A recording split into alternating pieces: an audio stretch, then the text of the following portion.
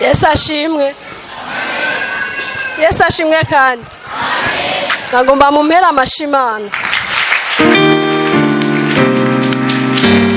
Mwongere muha amashi abakozi b'Imana bose bo ngaha. Jewe ico nagomba gushima Imana. Nari maze indwi zitatu ngwaye. Nkagwara ibintu sinarinzi ivyari byo navyumva binturira ngaha mu Gakiriza. Sinarinzi kuryama nkitse urubavu naryama nubitsinda nkagoma numva imisonga yaguma iduga mu mabere indi imanuka mu nda ndahiga ivyari byo ndabibura. Igihe kimwe ari mwijoro niho nasenga ndabwira Imana ati Mana jewe ibi bintu bama babindungikira ntazi ko nabiriye mu njya. Uyu munsi ndagomba yomba byaje mu mbaraga z'abadayimoni ndagomba bisohoke mu mbaraga z'Imana. Ico gihe ari mwijoro nca ndavumisa ndiko ndasenga ariko naho navumishije vya bintu narumvise ko bitavuye aho hantu.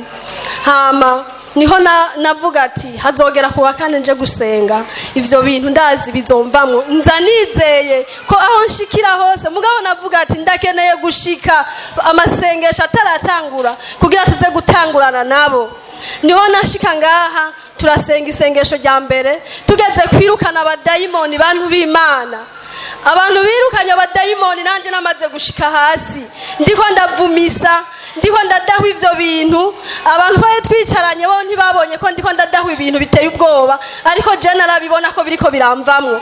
Ndabona ibintu biteye ubwoba, hari ibintu vyaza vyirabura gushikaho numva ivyo bintu biriko biranturira mu muhogo. Ndavuga ati Mana habwa icubahiro. Mbona gutabaga uwo munsi natashe nidegemvya gushika n'isaha ndaryama bigakunda ntama ndakira. Komera amashi Imana yacu yatabaye mwene data. Hamigindi shima Imana. Navuye ngaha numva nafashwe n'ikintu ngaha hejuru y'ijisho ndataha ndabona vyancanze ico kintu kiremenga hejuru y'ijisho. Niho nashika muhira ati Mana ndateba nshika ahantu hiyaguye inza gushirako kagatambara umushumba yaduhezagirira hanyuma ndazi ko ibi vyose birangira. Niho hagera mwijoro nca mvuga kagatambara umushumba yari yaduhezagiriye. Buke mu gitondo nasanze ico kintu cagiye ubu ndi muzima ndamahoro ndidegemvya. Haleluya. Ico nagomba kubwira umuntu yaje ngaha yizeye uze kuguma ku mavi kandi wumvise ikintu bakubwiye ati ugikore ntuzoreke kugikora kuko uzotabarirwaho nyene. Je naratabawe umushumba atarigera aza kuvuga ndatabagwa aruko dutanguye gusenga ubwa mbere umushumba yaje gudusengera asanga nahejeje gutabagwa. Mumpera amashimana. Haleluya. Komera amashi Imana yacu. Shengero ry'Imana ndabaramukije mu izina rya Yesu. Abantu twari kumwe ngaha ku munsi wa kane mwikomera amashi.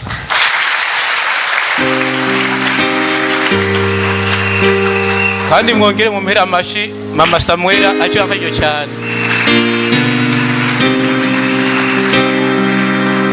Jewe kuwa kane ivyo navuze ngaha mwaravyumvise bari ngaha. Hageze kuwa gatanu nari ukazi numva mu masaa 3 umwana aranterefonye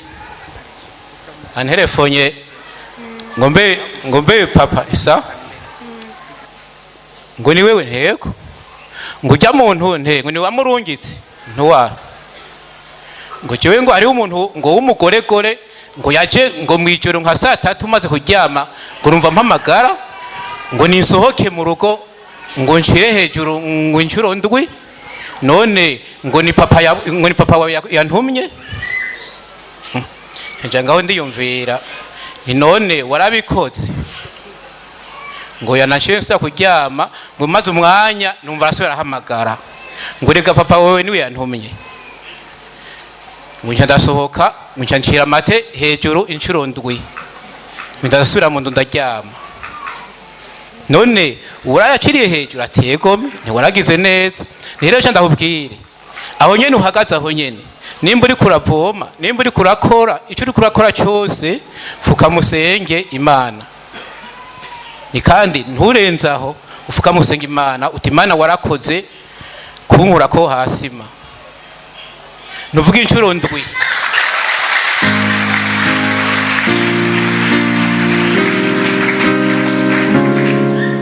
Sinamubwiye yuko naje kuvyatura mu ishengero, naranumye.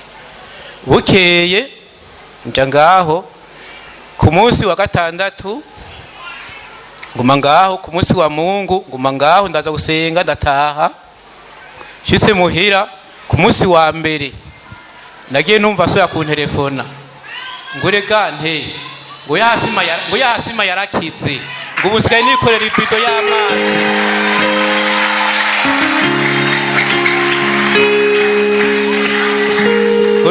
ngo n'umugabo wanje ngo aratangara ngo abonye nikorera ibido y'amazi ngo kandi ngo nari mazi igihe kinini yiya ntikorera ibido y'amazi ngo avuma abana bonyene.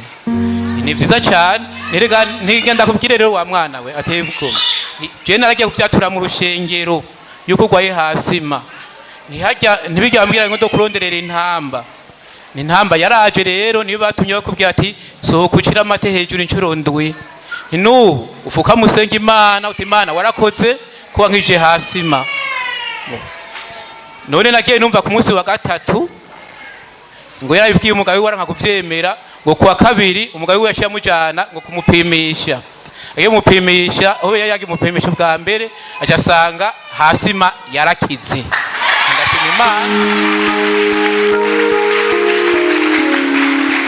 None rero bene data nukuri umuntu afise ukwizera nitwirukire kwa babapfumu. Yesu niwe wa mbere, niwe asumba abaganga bose, ntakimunanira. Ndaze ngaha twese turakenye mugabo nitwo kwihebura. Wewe nimba ukenye ejo umwana wawe kubera ukwizera kwawe ateraje imbere akunguruze, kuko hari ibintu vyinshi ngaha tugenderamwo kandi tukabibona. Je narabwiye nti yashomwa muvuga ko mugiye kwa Rishari, tuzoye tuvuga tugiye kwa Kabita kwiyomekeshereza impuzu. Je nabibabwiye ndazi neza umunsi uzobwira umuntu tugende kwa Kabita komekesha impuzu zacu, iri shengero rizoba rito. Ndababwije ukuri ukwa gatanu kuzohera tutaronka naho dusengera. Haleluya. Imana nibahezagire. Amen. Ivyo nabamenyesha vyari ivyo. Yesu nashimwe. Yesu nashimwe cyane. Nanje mpagaze ngaha shima Imana. Narigeze kuza ngaha mu kwa kane ngwaye ukuguru kunjya cyane. Ngeze hariya ku muryango. Ceceke twumvirize intahe. Hariya ku muryango ncinjira mu rusengero. Bwari bwo bwa mbere nje ngaha n'umuntu yanzanye. Amaze kunzana ngeze ngaha. Ncinjira ngeze ngaha. Numvise ukuguru vya bintu byose vyariko biranja biheze. Nari manutse imva mu Kayanza nafashe itike mvuga ngo ngiye kugirisha amahegizame muri wa Karede. Umuntu nashikiye karambwira ngo ugenda gusenga ngo muri narada. Ntaho narinzi acaranjana ku muntu aranzana ngaha. Maze gushika ngaho ku muryango natangoye gukira ntaraja no mu kibanza cy'abagwayi. Nageze ngaho namaze. Haleluya. Namaze gukira. Komera amasimana yawe utaranashika mu kibanza cy'abagwayi. Imana imbaraga ziri ngaha zibanza zigufataho zikiza iyo ngwara yawe mu izina rya Yesu. Nari sigaye mfise intege nke zo gusenga kuko je nari nakuriye nyene abiwacu bose bari basenga bari bakijijwe, ariko haragera igihe ngira intege nke zo gusenga. Ico gihe umukozi w'Imana aravuga ati nimutahe, ariko Imana igiye kubakundisha umurimo w'Imana. Ngeze mu Kayanza nkasenga mvuga ati Imana ndashaka kuba mu Buterere, nzoze ndaja gusenga muri narada. Sinzi ngene byagenze birazunguruka, umugabo wanje arashomera arabura akazi karahera. Achamanuka ni Bujumbura. Ageze ni Bujumbura arasubira araduga ruguru. Akaguma ambwira ngo shaka ko twimuka. Ndamubwira ati nimba Imana iriko iravuga ko twimuka tuzimuka. Hageze igihe rero umugabo wanje amaze kumbwira ko ari ukwimuka, twarimutse. Abwira umuntu ngo agenda kumpigira inzu dusanga yayihize mu Buterere. Kandi umugabo wanje ntiyarahakunze na gatoya. Ubu rero mba mu Buterere iminsi yose imirimo y'Imana ndayikorera ngaha, ubu ndanezerewe cyane, ndanezera no kuba ndi ngaha hantu. Ni byinshi Imana yagiye inkorera, mfise umunezero. Iyo ngeze ngaha numva notamba iminsi yose ngeze ngaha. Nari umuntu ngeze mu ngoro y'Imana nitegereza abandi ibyo bariko baragira, nkabona umengo ntibinabaho. Ariko ubu ngeze ngaha numva nohera gutamba hariya ku muryango. Ngeze ngaha numva ndiko ndatamba kuko naragwariye muri wa karede, barambwira ko kuwa mbere bazonca ukuguru, ariko kuwa gatandatu Imana irankorera igitangaza ndakira ukuguru. Barangirira amageza barambwira ngo Imana yaragukijije, ngo ntituzi umuti wafashe kugira komera amashi Imana yacu. Jewe iyo ngeze ngaha rero ndatamba, Hallelujah. kuko iyo nkoze urugendo ukuguru ndabona kuvyimbye, abantu bakibaza kuvyimbye ukuguru, nkumva je muri jewe ndakomeye n'ukuri nta ngorane mfise, n'ubu ndacyatamba. Imana nihabwa icyubahiro. Amen. Kuwa kane nazanye umwana agwaye kirimi, afise n'inkorora nyinshi cyane, umwana arembye. Burya ca ndamutwara hajya baca bamupompa ajya amavuta, bamaze kuyamupompa nagiye mbona ibintu biva mu mwana vyirabura vyera bisa n'urwatsi rutoto. Umwana aradewa cyane, maze kumushikana muhire ca ngenda kumupimisha, baca bambwira ca kirimi caraheze. Nimukomera amashi Imana. Na ya nkorora yose nasanze yamaze gukira, yashashimwe. Ico nari nje gushima Imana nico. Haleluya, shengero rya Kristo. Yesu nashimwe.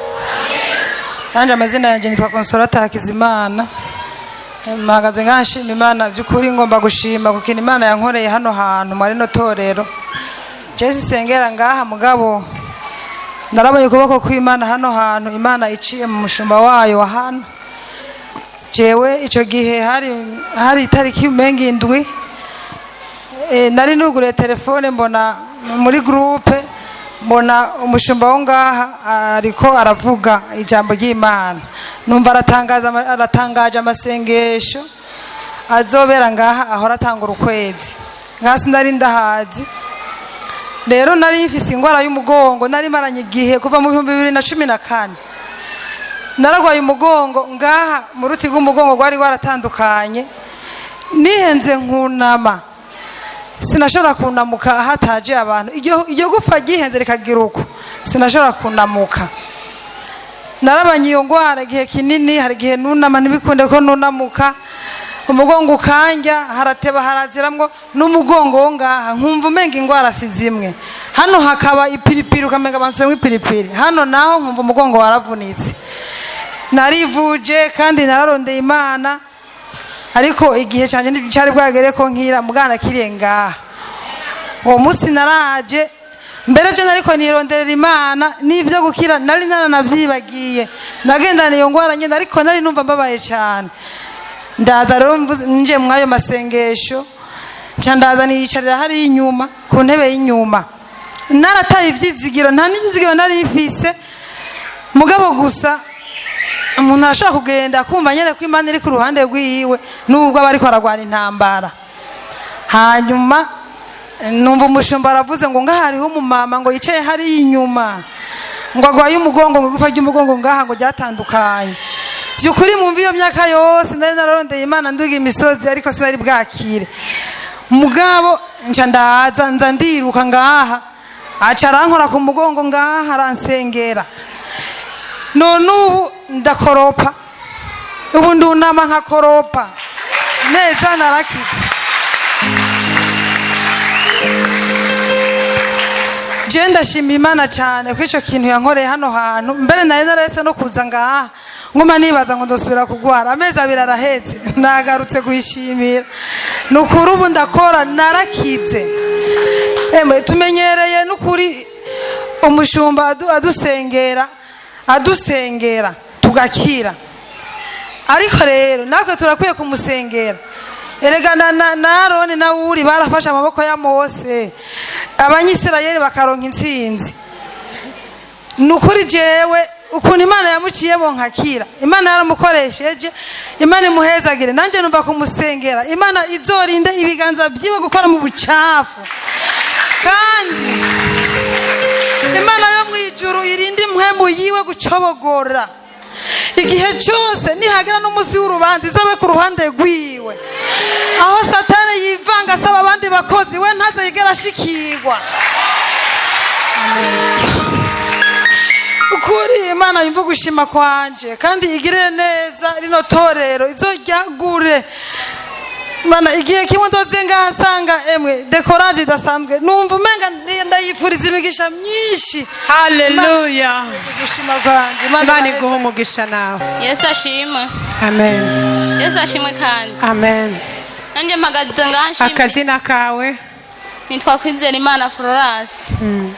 Nanjye mpagaze ngaha nshimye Imana ko yankijije infection, nari ngwaye infection yarangejeje ahantu. Kubera naratwarinda ikaja zitazirakoroka. Ndayishimira cyane umushumba yaduhaye ajya amavuta. Atubwira ati nimwisige aho mubabara. Burya je naravuguse ndavuga ncanda se nyene ncanda ndisiga aho mbabara ngaha mu nda nkaribwa cyane. Naragenda kugira pipi nkababara. None ndashima Imana ko yankijije ubu nta infection ngwaye. Haleluya! Ashima Imana ko yamukijije infection. Imana yo ngaha ni Imana idasanzwe. Yego. Nawe iraje gukorera special. Bwana asifiwe sana.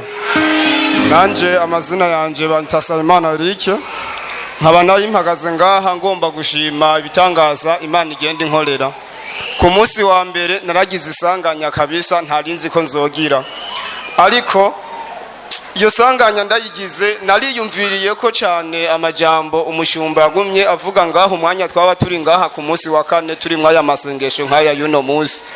Ariko kugira mbivuge ndabanza nsabe mbe uwo babizi ndashaka kubaza umuntu yobaza mbe ikibazo canke accident sinzi sinovuga ngo ni Imana ibiteza canke satani ariko ndashaka mubanze mu mpinyisho. Murakoze Imana ibahezagire. Jewe rero ndasaba n'abataxivero bari ngaha kabisa yaba byakunda bahaguruka kabisa kubera iyi ntahe iraba twebwe twese kuko niba nka guhaguruka bamwe ndababona barimwo kabisa ntibazoba bemera ko Imana ikora ibitangaza. Hama ku munsi wa mbere jewe naratoye agakinga nza kwihigira ubugari maze kugenda gupagasa kabisa naragiye ndakora ibintu biragenda neza. Ariko nagize ikibazo kidasanzwe ntari bwagire mu buzima. Hari isaha ngira ngo nka 12:45 ndiko ndataha kubera mba ngaha kubiterere ku bumwe. Nariko ndamanuka ngeze ngaha kumutagura twari kumwe na bofre. Ariko ikinga ryariruka cyane kubera narafashe fire numva nta fire zirimo. Ndavuga ati Mana je nkagera muhira kabisa nkabona ikinga rirahagaze nzogushima.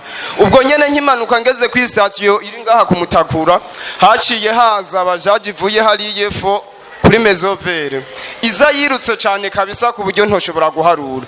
Mu gukata rero shakatira aho naringeze yinjira mu irya station akaseho no mugonze mu rubavu Imana yo mwijuru ikiraza ikirankatisha. Imaze kunkatisha rero inca ntumbereza ikinga muntu uze mu kinogo kirimo amafera beto ashinze ndaza hari abo babahaza. Ndavuga ati aha niyo ndibugwe kuko gwari urupfu nari narubonye kwari ugufa kabisa. Ndavuga ati handagwamo nubitsinda canke ngwe ngaramye kandi nimara kuzigwamwo ziranyinjira mu nda kandi ziraseruka urumva n'urupfu sinzokira. Bimaze kugenda uko nike buse nsanga ikinga ryahagaze ntazi karyo ryahagaze cya kinogo kirimo ifera beto nagisinzima.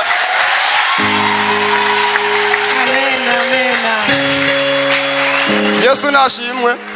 Nukuri kw'Imana iyo accident nagize ubu jana namaze kubona ko urupfu rwanje rwashitse. Nukuri kuba naragize accident uwo nari impakiye nta kibazo yigeze agira nta guhinyagara nta no gukomereka. Twese twahagurutse dusuba inyuma nkatishize ikinga nsanga bama bajaja amamoto amakinga amagare nsanga ko barifukura mu maso baravuga ati mwebwe urupfu rwanyu Imana ntiyari bwagwandike. Imana ishimwe. Nukuri ndumva nezerewe cyane gushima. Yesu ashimwe. Amen. Yesu ashimwe. Amen. Je nitwa Ndayishimiye Cecile. Jewe nje gushima Imana ikiza Imana yankoreye. Naraje ngaha nari mfise ibibazo bindengeye. Naragenda n'impuzu zikankorokako. Ariko kugeza aho nshike ngaha nkumva amashengesho y'umukozi w'Imana kadusengera umushumba wo ngaha aradusengera koko adusengeye ngo genda ibibazo byanyu byose ngo musanga byarangiye, ngo kandi niwashika muhira ngo musanga muhira ngo hari ngo umunezero. Jewe muhiri wanje nta bantu bahaza, ariko uwo munsi mvuye ngaha narashike muhira nshika saa 3 z'ijoro, nasanze muhira abantu bahinda, nsanga abantu barakaka. Timbega Mana, ibi bintu Imana inkoreye nibiki? Ryajambo umukozi w'Imana yavuga niryo rishice, ntiyeza ashimwe cyane, hinashikwe hejuru, hinahabwa impundu n'icyubahiro, ni kuko arakibereye. Nongera nshimira Imana iciza yankoreye, yarankoreye igitangaza gikomeye kinini cyane. Je nari ngwaye ingwara zibiri, nari ngwaye ikivyimba cyaha munsi y'ibere, nukuri yaragisengeye cyarakize. Nari ngwaye n'iyindi ngwara yari mu bihimba, nukuri nayone yarayisengeye nayone yarakize. Haleluya, haleluya, shengero ry'Imana, mufashe dukomera amashimana. Je mpagaze ngaha nshimira Imana, umugabo wanje yaragize agisida mu kwezi kw'indwi, acaba mu kwa mbere bamushira kuri randevu ko bazomuca ukuguru, ca ntangura kuza ndaza ndasenga ngaha, bamvuze ngo icuma bamushizemo ngo basanze cyo mutera infection ngo bazomuca ukuguru. Hama Imana iramukingira, amaze kuza ngaha nkaza ndasenga, ya infection irakira, kwa kuguru ntibaguca kuguma mu icuma. Mufashe dukomera amashi umushumba wacu. Haleluya. Ubu rero yarakize, itariki imwe y'ukwa kane yaratanguye akazi. Ikindi nshimira Imana, je nari mfise umwana w'imyaka 8 n'ivyo kuvyara narabivuye. Muri iyi minsi nagiye numva nibungenze. Nshimira Imana. Haleluya. Yesu ashimwe. Yesu ashimwe kandi nana nimpagaze ngaha nshimira Imana kuvyo yankoreye. Akazina kanje nkaba nitwa Nibigira Sara, nkamba ngaha mu Kamenge. Dukomera amashimana yacu mije. Nana nimpagaze ngaha nshimira Imana yo mwijuru kuvyizi bana yidukorera idahengeshanya. Ndagomba nshimira abakozi b'Imana bo ngaha, Imana ibongeza amavuta. Tubaha amashi.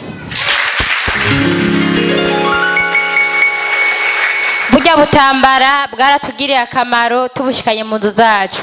Je narakuhumuye ndirukana ubukene ndagashikanye mu nzu. Ndavuga ati Mana, ubu bukene je ndabwirukanye mu nzu yanje, ndabutaramuje ngaha. Imana niho akibikora, umugabo wanje bamaze amezi ane ariko arakora, baronka amafaranga. Nari maze iminsi ndi mu gifungo cy'ubukene, ntakizana mu masengesho kubera nkora jenyene. Ubu nyene isaha umugabo wanje yatanguye akazi, natanguye kugaruka. Imana ibahezagira. Imana yacira kora ikanani y'abantu ikora ibikomeye na nyuma yaze rirakora. Mana yacu Yacira kora ikanani y'abantu ikora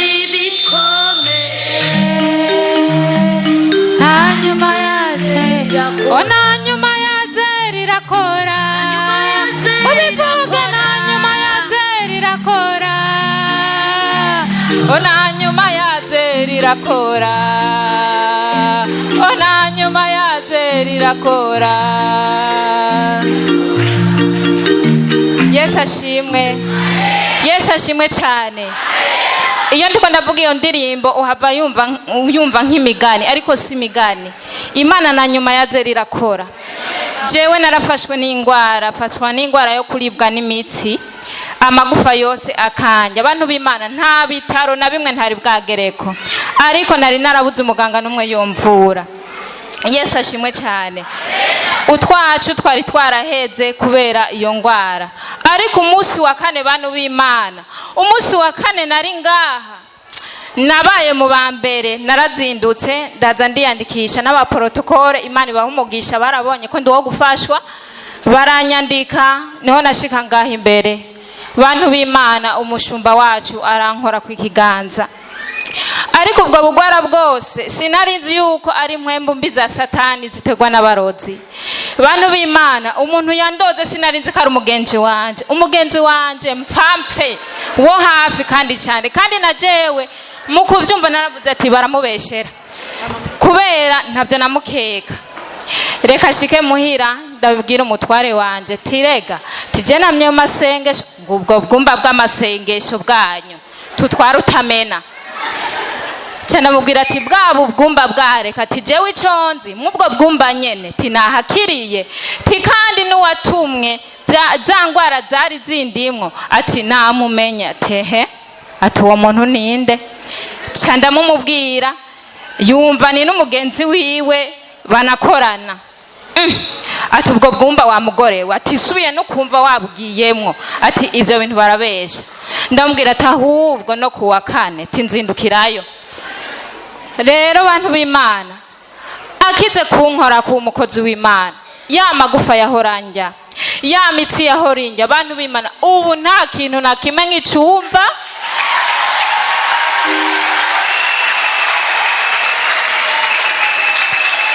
harageze n'igihe amagufa atangura kuduga sohoka nka kujya ku muntu yagize isanganya yavunitse nta gipimo na kimwe batankoreye ariko isaha y'Imana igeze bantu b'Imana na nyuma ya zero Imana irakora ngaha narahaboneye ikiganza c'Imana abantu narindushe aho ngeze hose naho nahura n'umwana agera ngaha numva no mubwira ico ngwaye kugira ngo numve ko yombwira ati na mama yaragwaye iyo ngwara kugira ngo basindeme. Yesu ashimwe cyane.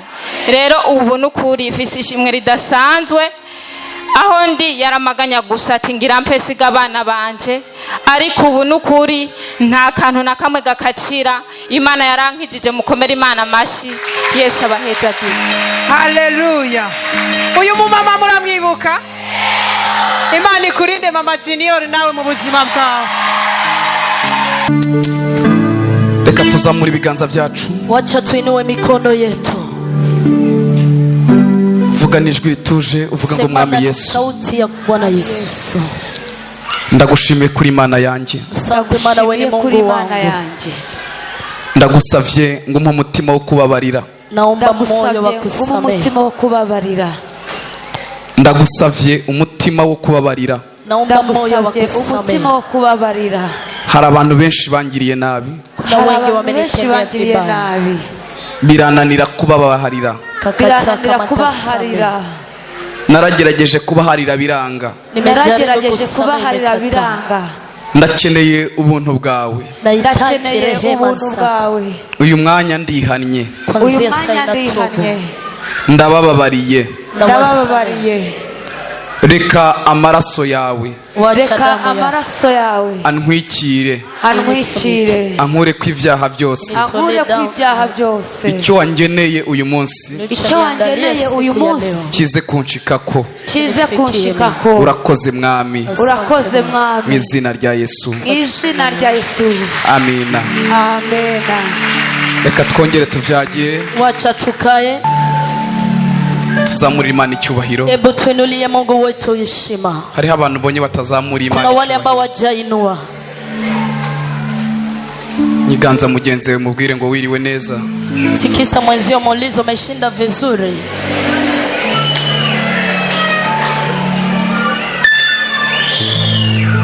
ngero mubwire ngo humura kirakemuka, mwambie usiogope kitaeleweka.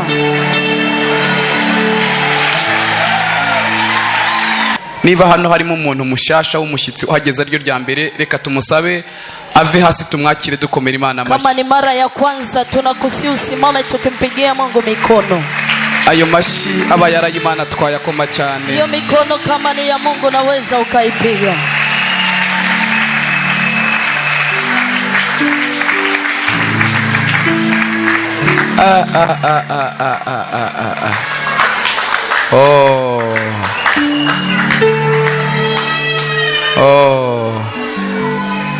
Mana yagize neza yaduhaye abashyitsi. Mungu ametenda vema, ametupatia wageni. Mwongere muvyagire Imana. Acha mukae, Mungu awabariki.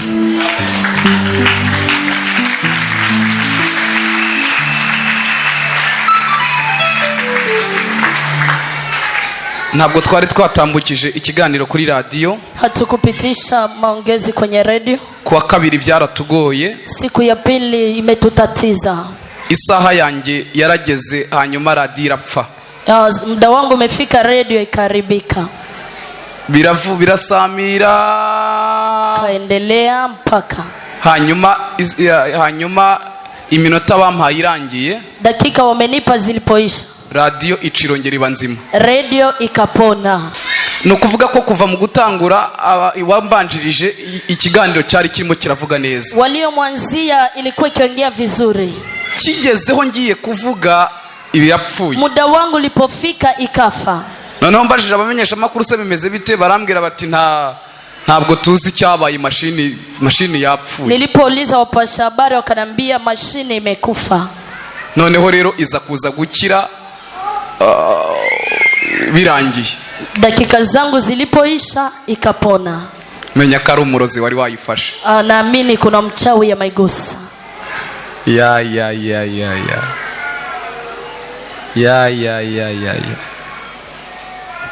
Turashima Imana mwe mwageze aha ngaha. Asante kwa yule aliyefika hapa. No kuvuga ko naho radio zaba zidahari, hata radio hakuna, Imana yakora. Mungu mwenyewe analika watu. Naho bya bitameze neza, Imana yakora. Hata mambo yakiharibika, Mungu anafanya kazi. Rumva umutima wanjye unezerewe uyu mwanya. Moyo wangu umejaa furaha. Turashimira Imana kubwa abashyitsi bari hano. Asante kwa wageni wako hapa. Bakozi b'Imana bari aha ngaha. Watumishi wa Mungu mko hapa. Imana ibahe umugisha mwinshi. Mungu awabariki sana. Turanezerewe cyane rwose. Asante, tunafurahi sana.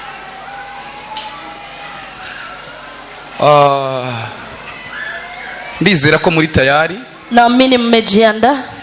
Abantu bavuye ruguru turabakiriye. Watu mnatoka mkoani tuwapokea. Abantu bari kuri kamera turabakiriye. Kwa kamera tunawapokea. Turashima Imana kubw'imirimo n'ibitangaza irimo irakorera kuri YouTube. Asante kwa miujiza na ishara zinapitikana kwa YouTube. Abantu bariko barashinga intahe bavuga imirimo Imana yakoze. Watu wanashuhudia kwamba Mungu amefanya kazi kubwa. Kandi ndizera neza yuko nawe uri buze gushinga intahe. Pia naamini na wewe utamshukuru Mungu. Bw'iki Imana yiteguye kugukorera. Kile ambacho Mungu ameandaa kukutendea. Abantu bavyemeye tuzamurira Imana icyubahiro. Acha nimwinue mikono pamoja. Haleluya. Amen. Tugiye gusoma ijambo ry'Imana. Tunaenda kusoma neno la Mungu. Niturangiza dusengere abarwayi. Tukimaliza tunaombea wagonjwa. Niturangiza dusengere abandi bafite indi mitwaro. Baadaye tutaombea wenye mahitaji. Hanyuma niturangiza dutahe. Baadaye tutaenda. Murabyemeye? Ndabona ari saa 9:05. Naona ni saa 9 dakika 5. Ndaje mvuga ijambo nk'iminota 20 yonyine. Ninaongea dakika 20 peke yake. Ubundi nindangiza nsenge. Baadaye nitaomba. Niturangiza dutahe. Tukimaliza tutaondoka. Komanga ku mutima uvuge ngo isaha yangirageze. Piga moyo wako, seme muda wangu naenea. Mfasha ongera ukomangeho uvuge ngo isaha yangirageze. Sema muda wangu umeenea wa kusaidiwa.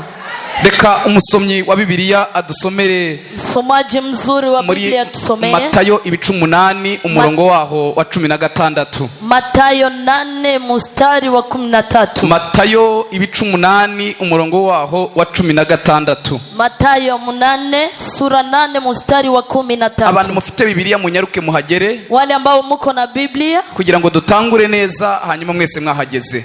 Kama nyote mmefika tunaweza. Bari abantu mbona bagenda mugerageze mwere kugenda. Wale ambao wanatembea musiendelee. Protokoli mukomeze muhagarara mu mayira. Protocol, simameni kwa njia. Kugira ngo hatagira umuntu ukomeza gusamaza abantu. Ili msizubarishe watu. Reka umusomyi adusomere anyarutse. Msomaji asome akiwa haraka. Tusome ubutumwa bwiza bwo bwanditswe na Matayo. Gice ni 8:16 dusome mu izina rya Yesu Kristo. Dusome mu izina rya Yesu Kristo. Haravuze ngo kukagoroba bamuzanira benshi binjiwemo n'abadayimoni. Kukagoroba bamuzanira benshi binjiwemo n'abadayimoni. Izo mpwemu mbi azirukanisha ijambo. Izo mpwemu mbi azirukanisha ijambo. Akiza abari barwaye bose. Akiza abari barwaye bose. Amen. Amina.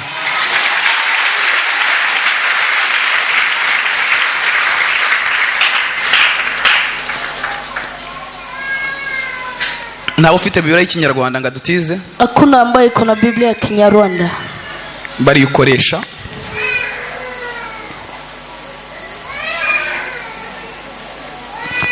Ndeka twifashishe iyi ngiyi tujisaidie na Kinyarwanda. haravuze ngo nimugoroba bamuzanira abantu benshi batewe n'abadayimoni. nimugoroba bamuzanira abantu benshi batewe n'abadayimoni. yirukanisha abo badayimoni itegeko gusa. yirukanisha abo badayimoni itegeko gusa. Bwira mugenzi wawe ngo itegeko riraje rirakora. Mwambie kuamuru inakuja kutenda. Babarira umumbwirire umubwire ngo itegeko riraje rirakora. Mwambie kuamuru inakuja kufanya kazi. Itegeko riraje rikore mu izina rya Yesu. Kuamuru inakuja fanya kazi kwa jina la Yesu. Ongera utangure. nimugoroba bamuzanira abantu benshi batewe n'abadayimoni. nimugoroba bamuzanira abantu benshi batewe n'abadayimoni. yirukanisha abadayimoni itegeko gusa. abo badayimoni abirukanisha itegeko gusa. akiza abari barwaye bose. akiza abari barwaye bose. amena. amina. Data ndagushimiye kuri Imana yacu. Baba ninakushukuru Mungu wetu. Yesu Kristo uri muzima. Kristo ambaye uko muzima. Uko wari uri kera n'uyu munsi ni kukiri. Jinsi ulivyo zamani na leo ndivyo ulivyo. Ni nako uzahoraho ibihe byose. Ndivyo utakuwa hata milele. Uzahora uri Imana yacu. Utakuwa ni Mungu wetu. Uzahora ukiza abarwayi. Utakuwa mponyaji wa magonjwa. Uzahora uruhura barushe. Utaponya wale wamechoka. Uko wabikoraga kera. Kama ulivyofanya zamani. Uko n'uri murabikora. Maana na hivyo na yatenda. Ni nako uzakomeza kubikora. Utaendelea unafanya. Zina ryawe nirihabwe icyubahiro rero. Tugukomeye amashyi tukuvugirije impundu mu izina rya Yesu. Amina amina amina. Haleluya haleluya. Amen. Haleluya. Munyiganza umubwire ngo vyari vyaranze ariko kubw'itegeko biremeye. Mwambie vimekata lakini kwa kuamuru vinakubali. Nubona atarimo arabyikiriza uhindukirire undi. Ukiona hakubali geuka. Umubwire ngo vyari vyaranze ariko kubw'itegeko biremewe. Vimekata lakini kwa kuamuru vinakubali. Ubundi itegeko rirubahirizwa. Kama amuru inakubaliwa. Iyo leta ishizeho itegeko bararyubahiriza. Kama leta inaamuru lazima wanze kubahiriza itegeko arafungwa. Ule ambaye hakubali anafungwa. Bishatse kuvuga iki? Inamaanisha nini? Itegeko nirimanuka, amri ikishuka, abadayimoni bagufasha bakanga kuryemera, pepo ilikushika na baraza gufungwa. Wanarudi kufungwa. Kandi bafungirwa ahantu habi. Wanafungiwa pabaya. Bafungirwa muri Gihenamu. Wanafungiwa Jehanamu. Niba hari ikintu abadayimoni batinya. Kuko kitu mapepo yanaogopa. Niba hari ikintu abadayimoni batinya. Kile ambacho mapepo yanaogopa. Wambe ikintu cya mbere batinya ni umuntu uhagaze ku isezerano. Ya kwanza ni yule anasimama kwa. Iyo imiyaga irimo irazi guhuha. Mapepo inakuja. Ugakomeza ugahagarara mu isezerano. Simama kwa imani. Abadayimoni baragutinya. Mapepo wanakuogopa. Iyo bakuzaniye udufaranga ngo usambane. Wakikuletea pesa ugakomeza ugahagarara mu isezerano. Simama kwa. Abadayimoni baragutinya. Mapepo wanakuogopa. Iyo bagize imitego bagutega. Kutega mitego. Ugakomeza ugahagarara mu isezerano. Simama kwa. Abadayimoni baragutinya. Mapepo wanakuogopa. Icya kabiri abadayimoni batinya. Ni mapepo wanaogopa. Batinya Gihenamu. Wanaogopa Jehanamu. Umunsi umwe Yesu amaze kujabuka. Siku moja Yesu alipovuka. Asanga umugabo waga mu marimbi. Akakuta mwanaume ambaye alikuwa kaburini. Abadayimoni batangira kumuvamo. Pepo yakamtoka. Baramubwira ngo turagusavye. Wakamwambia tunakusihi. Ntutwohereze Gihenamu. Usitutume Jehanamu. Ahubwo utwohereze muri ziriya ngurube. Tutume kwenye nguruwe. Itegeko nibanga kuryubahiriza ngo bahunge. Agizo kikataa. Igifungo kiraza kubabaho. Kitakuwa juu yao. Katuhereza Imana icyubahiro. Ya Mungu heshima. Katuramburira Imana amaboko. Ya Mungu mikono. Birashoboka ko utari muranahura neza. Kana unielewe. Ariko ndimo ndumva itegeko rigiye gukora. Ninasikia amri nenda fanya kazi. Haleluya. Biblia itubwiye ijambo ryayo. Neno inatuambia. Ubu yari Yesu warimo uravugana n'abigishwa be. Yesu akiongea na wanafunzi. Bari mu nama ku mugoroba. Wako kwenye mazungumzo jioni. Yiteguraga kuhava akaduga ku musozi. Alijiandaa kupanda mlimani. Agiye kubona abona bazanye abantu. Baadaye akaona wanaleta watu. Abo bantu bari barwaye. Nao watu walikuwa. Abantu bari bafite ibibazo bikomeye. Walikuwa na shida kubwa. Nayo wewe impamvu ibiro yavuze ngo babazanye ku mugoroba. Sababu ya kuwaleta jioni. Niye mpamvu batabazanye mu gatondo. Kwa nini wakuwaleta asubuhi? Niye mpamvu batabazanye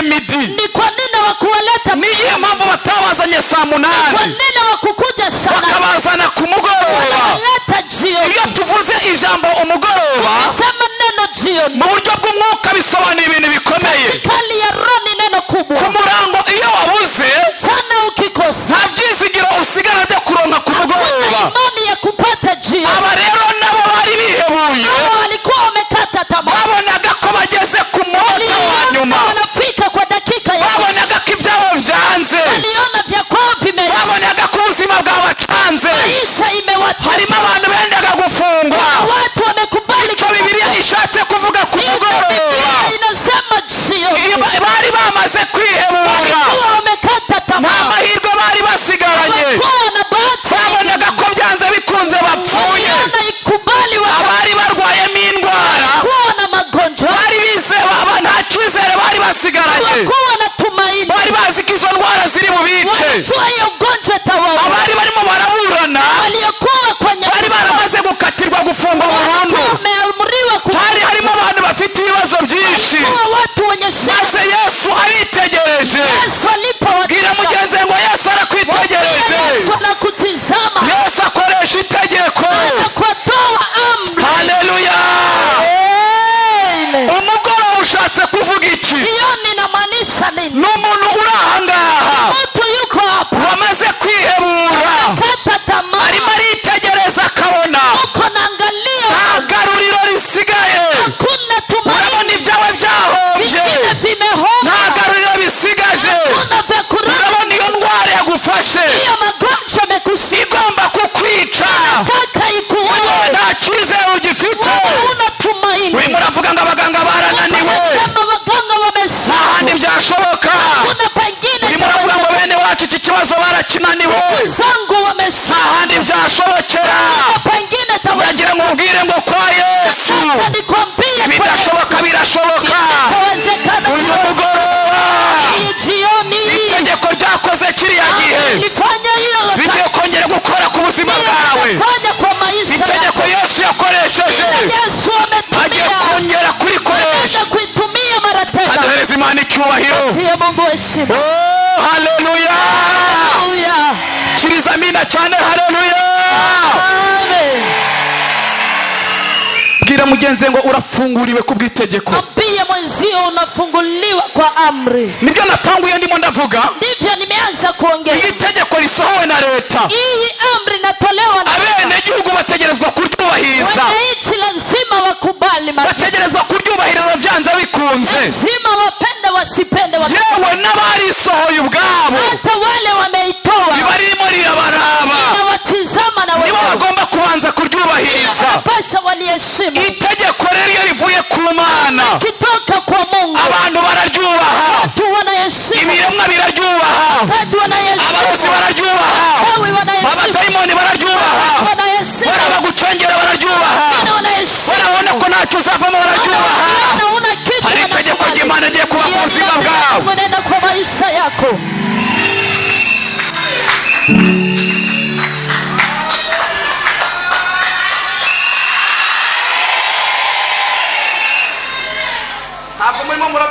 Hamjasikia vizuri. Mimi ninasikia tena ninaelewa sana. Siangalie masikio yenu ni kama mmevunjia miti. Jewe ndimo ndabona itegeko rigiye gukora. Mimi niko naona amri nenda fanya. Ndabona itegeko rigiye gukora. Naona amri nenda fanya kazi. Umuntu uri bwakiriye muri no jambo. Yule ambaye ataponea. Umuntu uri bwakiriye muri no jambo. Yule ambaye atapokelea. Araza kubona ukuboko kw'Imana. Ataona katika mkono. Araza kubona ukuboko kw'Imana. Mkono wa Mungu. Kaduhereza Imana icyubahiro. Atie Mungu heshima. Haleluya. Haleluya. Itegeko nirikore. Amri ifanye kazi. Ndatangaza ngo itegeko rikore. Natangaza amri ifanye kazi. Birashoboka ko hari amasengesho wasenze. Inawezekana umeomba maombi. Aya masengesho ntasubizwe. Aya maombi hayakujibiwa. Agiye gusubizwa ku bw'itegeko. Nenda kujibiwa kwa. Birashoboka ko hari amasezerano Imana yagusezeranije. Inawezekana kuna ahadi. Ayo masezerano akanga gusohora. Imana yabigusezeranyije ibishaka. Imana igiye gukoresha itegeko. Fanya amri. Igiye gukoresha itegeko. Haleluya. Tugiye gusenga n'Imana. Tugiye gusenga n'Imana. Ku bw'itegeko Imana itanze. Mbwira abantu bafite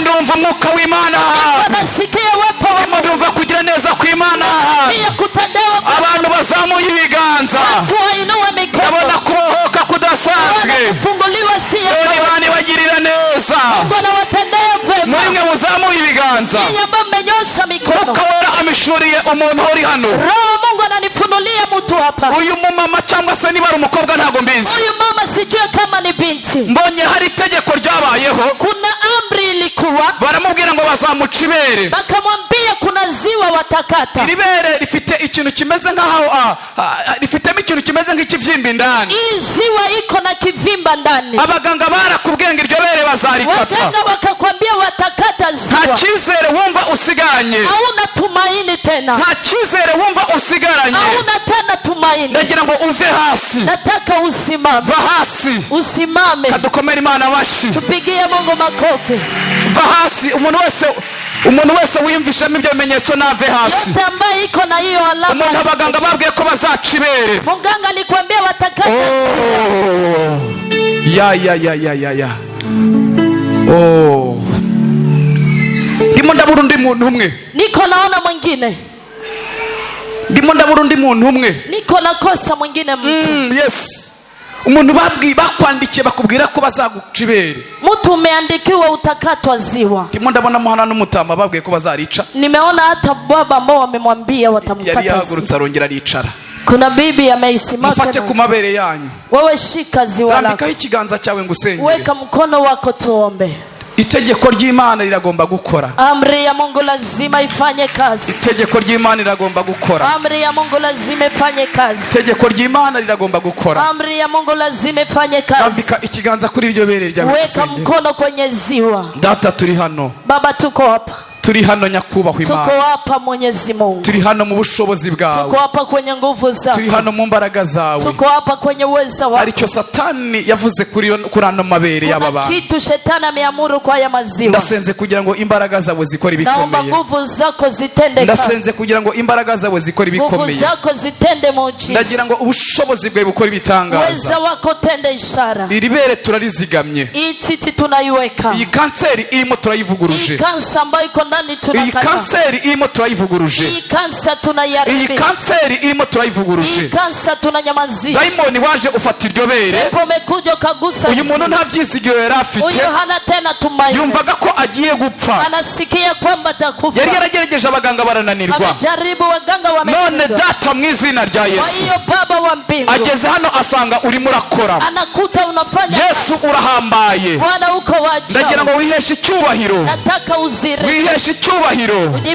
Uyu muntu abohoke. Uyu mtu afunguliwe. Iri bere ribe rizima. Iziwa iwe nzima. Ni izina rya Yesu. Kwa jina la Yesu. Amina. Amen. Ayo mashini barayimana tuyakome cyane. Hiyo mikono kama ni ya Mungu tupige sana. Dukomere Imana amashyi menshi. Tupigie Mungu mikono mingi. Dukomere Imana amashyi menshi. Tupigie Mungu wetu mikono. Oh haleluya haleluya. Amen. Unyiganza umubwire ngo itegeko rirakora uyu munsi. Mutikisha mwambie amri nafanya kazi. Mubwire ngo itegeko rirakora. Amri itafanya kazi. Kandi itegeko rirubahirizwa. Amri nafanya kazi. Ntabwo bibe nkuko Satani yashakaga. Haifanyi vile shetani alitaka. Haleluya. Amen. Ndimo ndumva umuntu muri iki kibanza. Nasikia mtu nafasi. Tuzajya tuvuga ngo umuntu muri iki kibanza. Ukisema mtu nafasi hii. N'umuntu udukurikiranye kuri kamera. Na yule anatufuata kwa kamera. Akumva afite ikibazo kimeze nkuko nguko. Anasikia kuna shida kama hii. Ajye nawe ahagarara mu kwizera. Pia simame kwa imani. Imbaraga z'Imana zibera hose icyarimwe. Imana naona nguvu za Mungu. Imana ibera hose icyarimwe. Mungu anasimama pamoja. Aha irahari. Hapa yupo. Muri Canada irahari. Canada yupo. Brazil irahari. Brazil iko. Ahantu hose Imana iriyo. Sehemu zote Mungu yupo. Mureke tuyikomere amashyi menshi. Tupige makofi mengi. Hari umumama mbona muri kino kibanza. Na mama ninaona nafasi hii. Imana izigamye umwana we uri mu nda. Mungu analinda mtoto wake kwa tumbo. Umaze kuvyara abana 4 bapfa. Umeshazaa watoto 4 wakifa. Ndetse n'uwo wa 5 yaragiye gupfa. Hata huyo wa 5 alikuwa akifa. Uyu muntu nave hasi. Mtu asimame. Uyu muntu nave hasi. Uyo mama kama yupo asimame. Oh.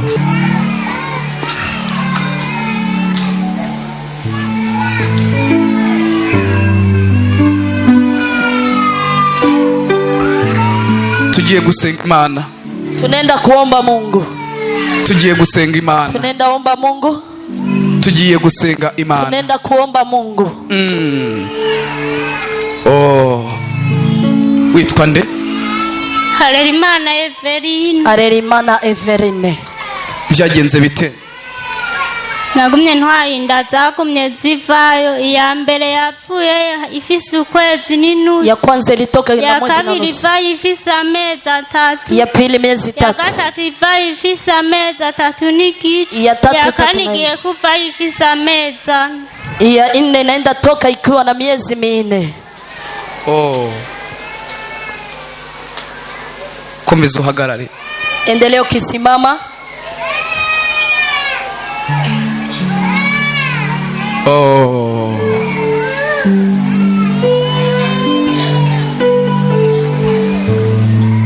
Witwa nde? Irakoze Gladys. Irakoze Gladys. Nda mbere yavuye ifise amezi 6. Ya kwanza ilitoka ikiwa na miezi 6. Ya kabiri cambyara umwana amazi ndwizibira cyane. Ya pili mtoto akiwa na wiki 2 akafa. Nda ya gatatu na umuvyeyi yapfuye. Ni ya 3 nimezawa kufa. Ya kane yapfuye yari ntoya. Ya 3 ya 4 amekufa kama kiona. Mfise ni ya 5. Mimba ninayo ni mimba ya 5. Afise ni ya 5. Hii ni mimba ya 5. Oh. Haundi? Hakuna mwingine? Nashakaga uyu nguyu. Uyu ndiye niliyetafuta. Nabonye igiharuro 4 mbona ibungenze nindi. Nimeona alama 4 nikaona nyingine. Mbona nayo satani yaishakaga. Naona pia shetani anaiwinda. Satani yashakaga uyu mwana. Shetani anahitaji uyu mtoto. Uyu mwana abeho. Uyu mtoto awe. Uyu mwana abeho. Aishi. Ambo turi kumwe n'abarozi hano mubona batabishaka ari karabaho. Tuko na wachawi ya wataki la muzamuri biganza. Ataishi tu. Bwira mugenzi ngo kuri muranga kuzamura Imana amaboko iyinda yawe nayivamo ari kuburi. Ambia mwenzio mbona haunyoshi mikono ya kwako ingetoka ungefanyaje?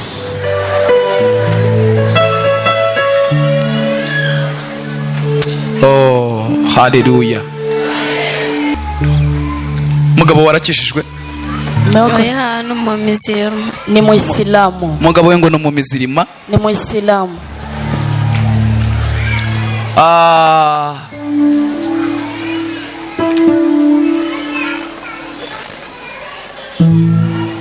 Zamura ibiganza vyawe dusenge. Inua mikono yako tuombe. Funga ku maso yawe. Funga macho yako. Data turagushimiye kuri Imana. Bwana tunakushukuru maana ni Mungu. Turaguha icyubahiro mu izina rya Yesu. Tunakupa heshima kwa jina la Yesu. Ndabizi neza ko satani yanga uyu muvyeyi. Najua shetani haitiki uyu mama. Ndabizi neza ko yamuhagurukiye. Najua amemuinukia.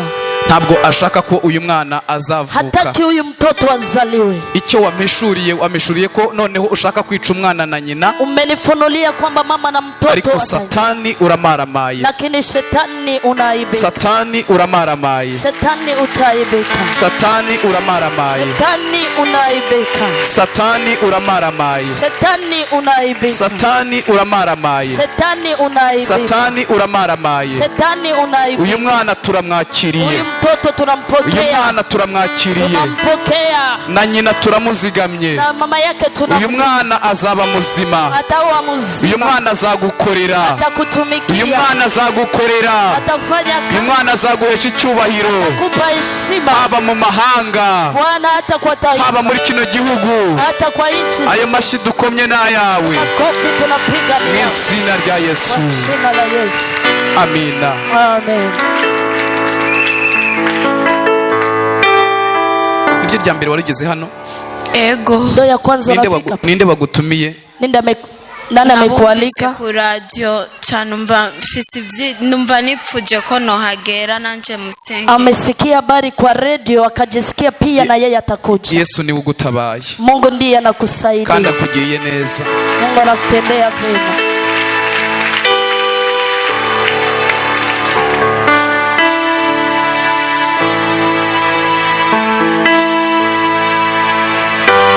Rambika ikiganza kunda yawe nawe. Inua mikono yako weka kwa tumbo. Data ndagushimiye kuri Imana. Baba nakushukuru maana ni Mungu. nirukanye imyuka mibi yose yafashe uyu muvyeyi. Nakimbiza kila roho mbaya imeshika huyu. Abadayimoni batuma apfusha abana biwe. Kila hewa zinasababisha nafisha watoto. Abadayimoni batuma inda zivamo. Sababu ya kutolewa mimba. Akakanya muri kuri ubuzima bwe. Kwanzia saa ya tumbo lako. Ndirukanye abadayimoni. Nakimbiza kila hewa.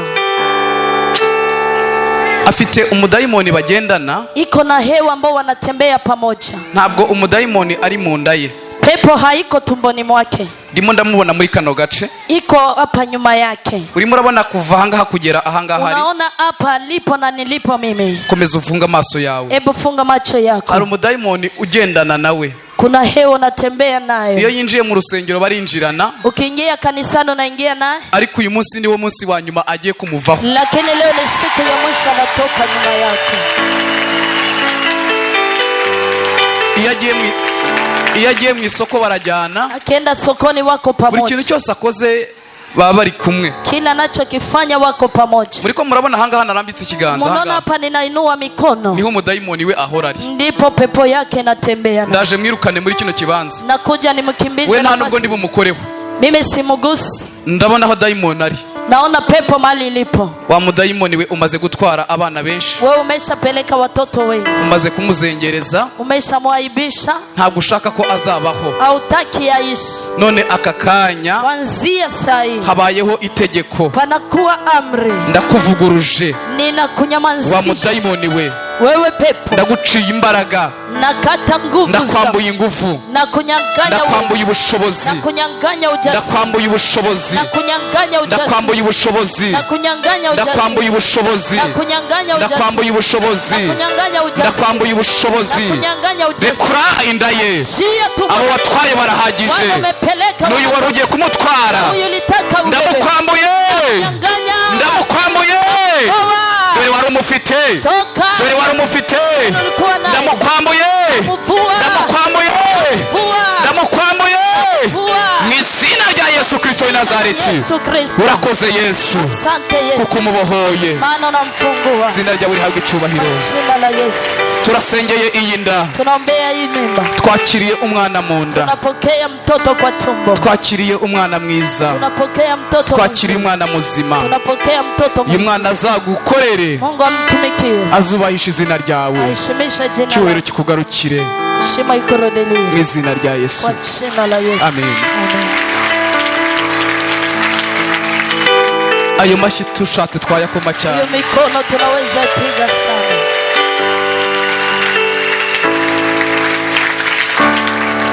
Mbonye abantu bariko barajya impaka.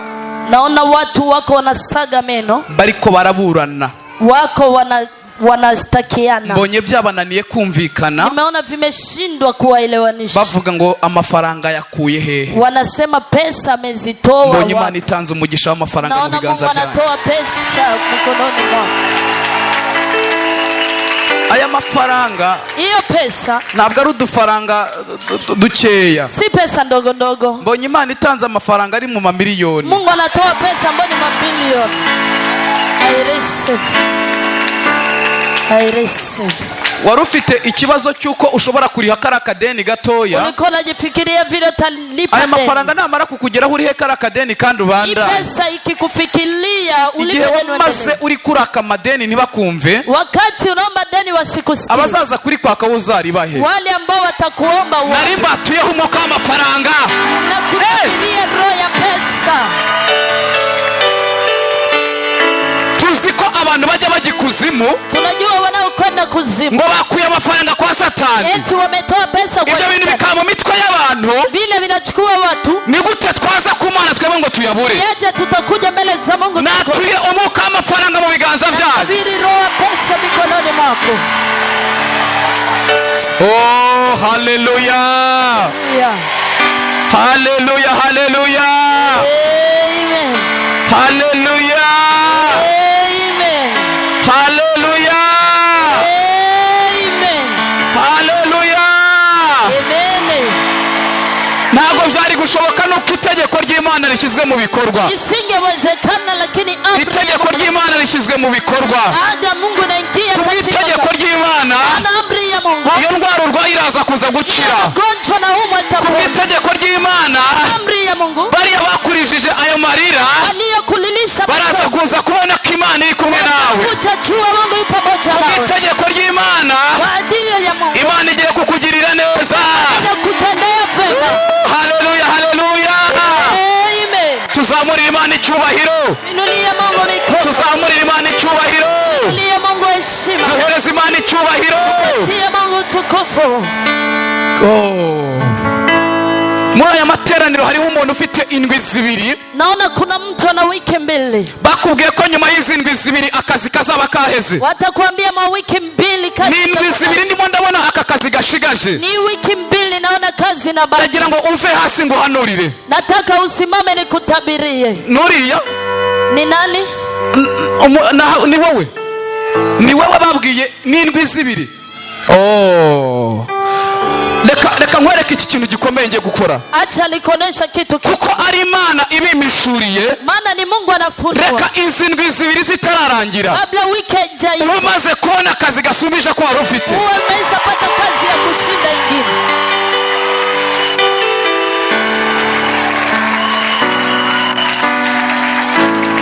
Imana irabikoze mu izina rya Yesu. Imana irabikoze mu izina rya Yesu. Mungu anayatenda kwa. Naona urimo urashinga intaye hari urimo uravuga ngo Imana niyo yabikoze. Naona unasema Mungu. Haleluya.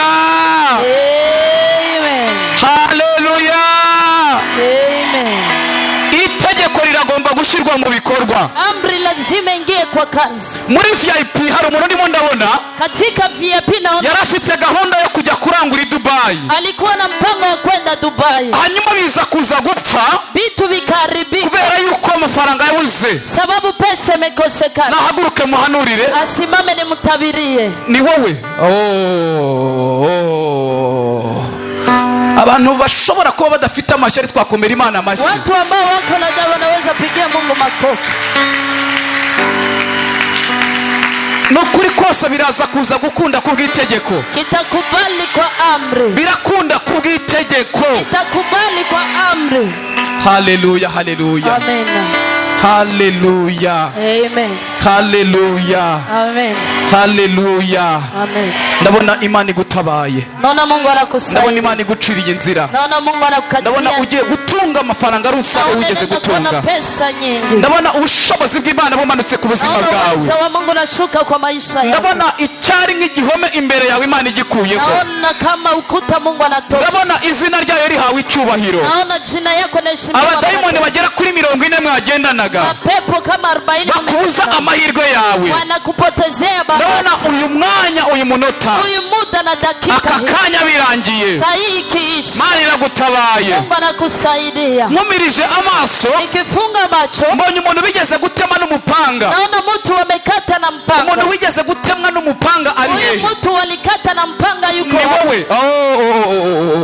Hari imbaraga z'Imana hano zigomba gukora ibitangaza kubw'itegeko. Kuna zinafanya kazi. Igihe bagutemaga n'umupanga. Wakati wanakata na mpanga. Mbonye ibyawe byabaye nkaho bikatitse n'ubundi. Naona vya kwako vimekatwa. Uri umwe mu bantu bagombaga gutera imbere ariko inama y'abadayimoni irabivuguruza. Ulikuwa wa kuendelea lakini mapepo. Ndabona Imana yo mu ijuru igutabaye. Mungu wa mbingu anakusaidia. Data ndagushimiye kuri Imana ikomeye. Asante maana kwa Mungu mzima. Afite bene babo bakomeye. Kuna ndugu zake wazima. Ariko uyu ntabwo akomeye. Lakini huyu si wa ajabu. Ntabwo nitaye ku byakozwe kuri we. Angalia vilivyotendeka. Aka kanya nabivuguruje. Kuanzia saidi. Ndavuguruje imbaraga z'abadayimoni. Ndavuguruje imbaraga z'abadayimoni. Mwirukanyaho umwuka w'ibisazi. Nakimbiza roho ya ndagira ngo ukuboko kwawe gukomeye. wako wenye nguvu. Ukora igitangaza. Fanya muujiza. N'izina rya Yesu. Jina la Yesu. Amina. Amina. Uyu muntu ufite itabi. Uyu mtu wako na tumbago. Birashobora kuba ari agatabi k'ubugoro. Inawezekana ni ugoro. Kureva na vuba ukampe. Wewe toa haraka. Umuntu ufite itabi nari kureva na vuba ari impeno. Mugira vuba munzanira ahangaha. Niletee. ndagira ngo mbabwire ngo imbaraga z'Imana ziri hano. Nataka niwaambie nguvu za Mungu ziko. Imbaraga z'Imana ziri hano. Nguvu za Mungu ziko hapa. Imbaraga z'Imana ziri hano. Munzanire vuba. Leta haraka. Munzanire abantu bafite amatabi muyazane hano. Wale ambao wako na tumbaku nileteeni. Imbaraga z'Imana ziri hano. Nguvu za Mungu ziko hapa. Imbaraga z'Imana ziri hano. Nguvu za Mungu ziko hapa. Komera Imana amashyi menshi. Ya Mungu wetu mikono.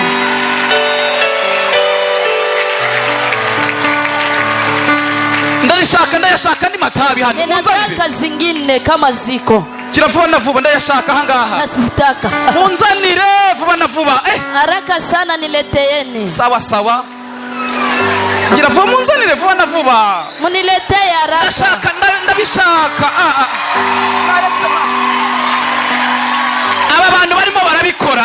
Wale ambao wako nafanya. Hari umugambi Imana ibafiteho udasanzwe. Kuna mpango wa Mungu. Nzanira vana vuba. Wewe niletee haraka. Ndadushaka utuntu tw'udutabi turi hano aho era Imana. Vitu twa sigara. Nzanira vuba dukomera Imana amashyi menshi. Pigia Mungu makofi mengi. Dukomera Imana amashyi menshi. Pigia Mungu mikono. Mana iguha umugisha mwinshi. Mungu akubariki sana. Mana iguha umugisha mwinshi. Mungu akubariki sana. Katuzamurira Imana icyubahiro. Tinulie Mungu heshima. Ndabona iminyururu yari imbere yawe. Naona kamba zilikuwa na bariyeri zari imbere yawe. Bariyeri zilikuwa mbele yako. Sihavuye kubw'itegeko. Zinatoka kwa amri. Muri bano bantu bampaye amatabi. Awaye kunipa sigara. Harimo abigeze kuba badandaza. Na wale waliwahi kuchunga. Baza kuza guhomba. Wakahomba. Mbonye nyuma y'indwi zitatu. Naona mbili ya wiki tatu. Bagiye gusubira mu kazi. Wanaenda rudi kwa kazi. Ayilele tobo savanere kota ya mazerevo yaya. Mani bahaye umugisha. Mungu anawabariki. Mani bahaye umugisha. Mungu anawabariki. Mani bahaye umugisha. Mungu anawabariki. Katuzamurira Imana icyubahiro. Tulia Mungu mikono. Haleluya, haleluya, haleluya. Amen. Haleluya. Amen. Ndatangaza itegeko ry'Imana rikore kuri wowe. Natangaza amri ya Mungu. Ndatangaza itegeko ry'Imana rikore ku buzima bwawe. Amri ya Mungu itumike kwa maisha yako. Itegeko rikore. Amri ifanye. Oh, haleluya, haleluya. Amen. Haleluya, haleluya, haleluya. Amen. Haleluya, haleluya. Amen. Muri iteraniro harimo umumama. Kuna mama katika nafasi hii. Afite abana b'abakobwa babiri. Iko na wabinti wawili. Aba bana b'abakobwa umwe yaramubuze. Mmoja amemkosa. Undi wa kabiri afite. Mwingine wa pili iko naye. Yamutwaranye inda y'indaro. Ameshika mimba ya nje. Afite agahinda k'aba bana. Iko na maumivu. Afite agahinda k'umwana wabuze. Iko na maumivu ya ule aliyepotea. Afite agahinda k'undi mwana nanone watwaye inda y'indaro. Mtoto amechukua mimba ya haramu. Bahasi ngubwire ikimana ivuganye nanjye. Simama nikwambie kile Bwana anasema. Bahasi ngubwire ikimana ivuganye nanjye. Simama nikwambie kile Bwana anasema. Bahasi ngubwire ikimana ivuganye nanjye. Simama nikwambie. Hari abantu baba bari hano badahari. Kuna watu wako hapa. Arashobora kuba wenda ari kuri kamera ntacyo bitwaye. Anaweza kuweko kwa kamera. Reka nguhanurire. Acha nikutabire. Ubwire ngo uyu mwana wawe agiye kugaruka. Uyu mtoto wako atarudia. Kandi n'uyu wa kabiri wibungenze nawe agiye kukuba ku rugo rwiwe. Tena huyu wa pili atajenga ujumba wake. Reka mbwire abakobwa bari hano bavyariye iwabo. Acha niambie wabinti wamezalia kwao. Abafiyemeri muri ahangaha. Abafiyemeri muko hapa. Mbonye ikintu Imana ikoze kigiye gushavuza abakobwa bakiri hano. Naona kitu Mungu anafanya. Mbonye arimwe mugiye kubanza kubaka urugo. Naona wenda wako. Mbonye arimwe mugiye kubanza kubaka urugo. Naona wenjo Tanzania. N'abandi baraza kubaka. Na wengine watajenga. Ariko bagiye kuba ba mbere. Kwa wa kwanza. Urashobora kumbaza uti urabikura he? Waza tabitoa wapi? Kubw'itegeko ry'Imana. Amri Bwana ametoa.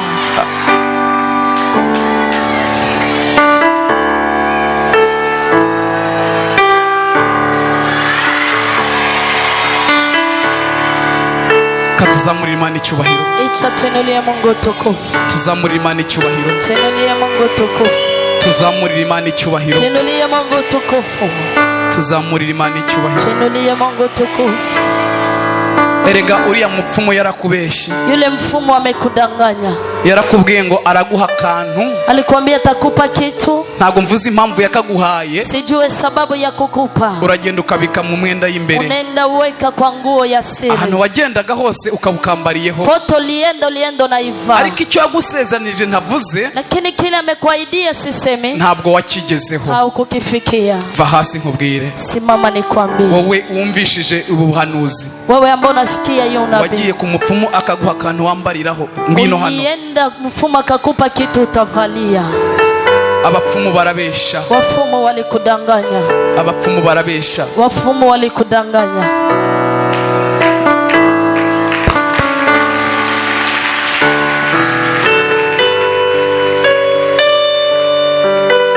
muze hano ndabashaka kubasengera mbarambitse ibiganza. Kuja ninataka nikuombee.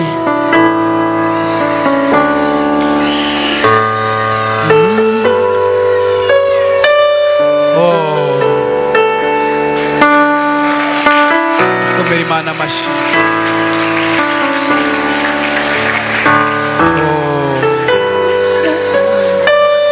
Sitarabaho Yesu warunzi mu izina, washushanije mu kiganza cyawe ntakizomurayo.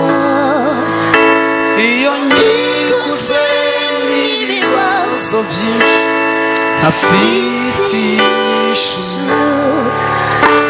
ndakwegera ngasenga nkibutswe isezerano. Yesu uri inyishu, Yesu uri inyishu, kandi ndakwizeye. Bagwa no kuba mu bwiza bwawe. Yesu uri inyishu,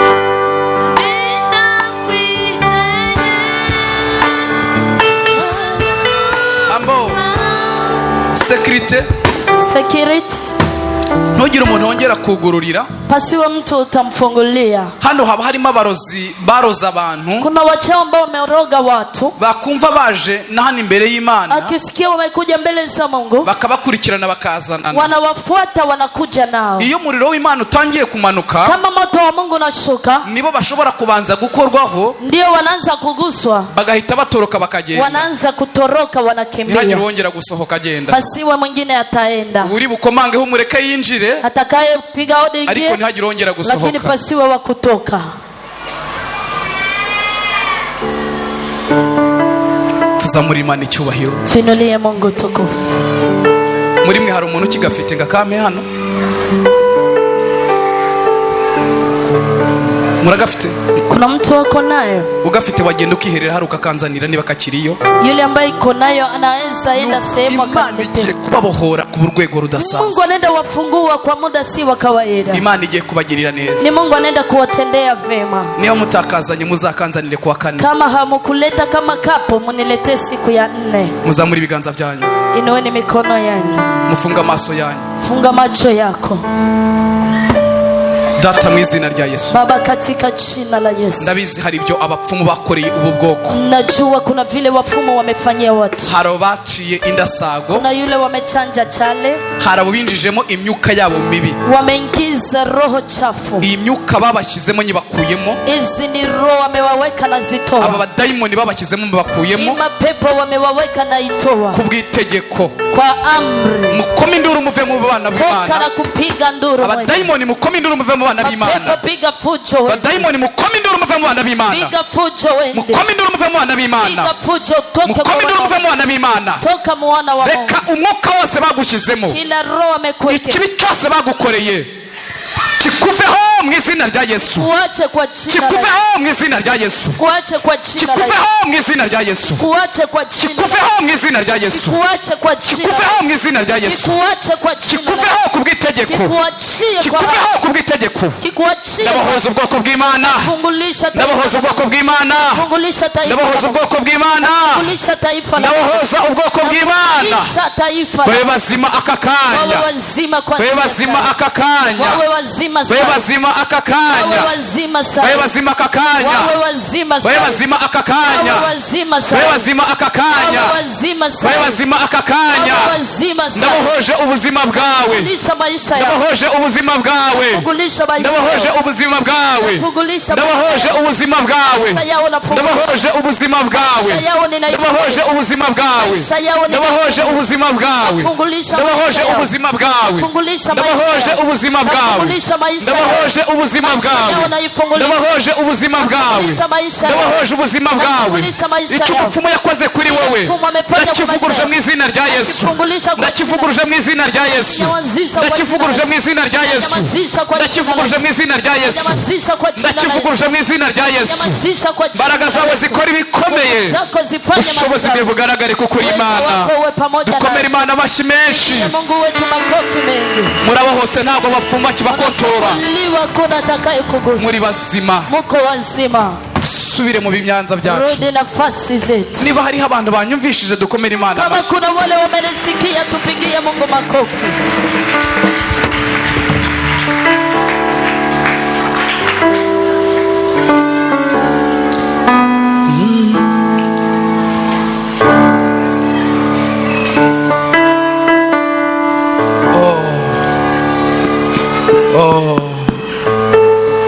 Tuzamurira Imana icyubahiro. Hariho uvuze ngo arambonye nanjye narasambanye. Kuna mwenye asema nimezini. Urabizi gusambana ni wowe wikurura imyaku. Unajua kwa kuzini ni unaita. Ivyo biragusha ntabwo ndi hano kukuraba. Ndiyo inasababisha hata kuona huko. Wowe ubwawe uriyizi. Wewe peke yako unajua. Imbaraga z'Imana ziri hano. Nguvu za Mungu ziko hapa. Kubw'itegeko ry'Imana. Kwa amri ya Mungu. Kubw'itegeko ry'Imana. Kwa amri ya Mungu. Ndabona ugiye gutabarwa. Na kuombea kusaidiwa.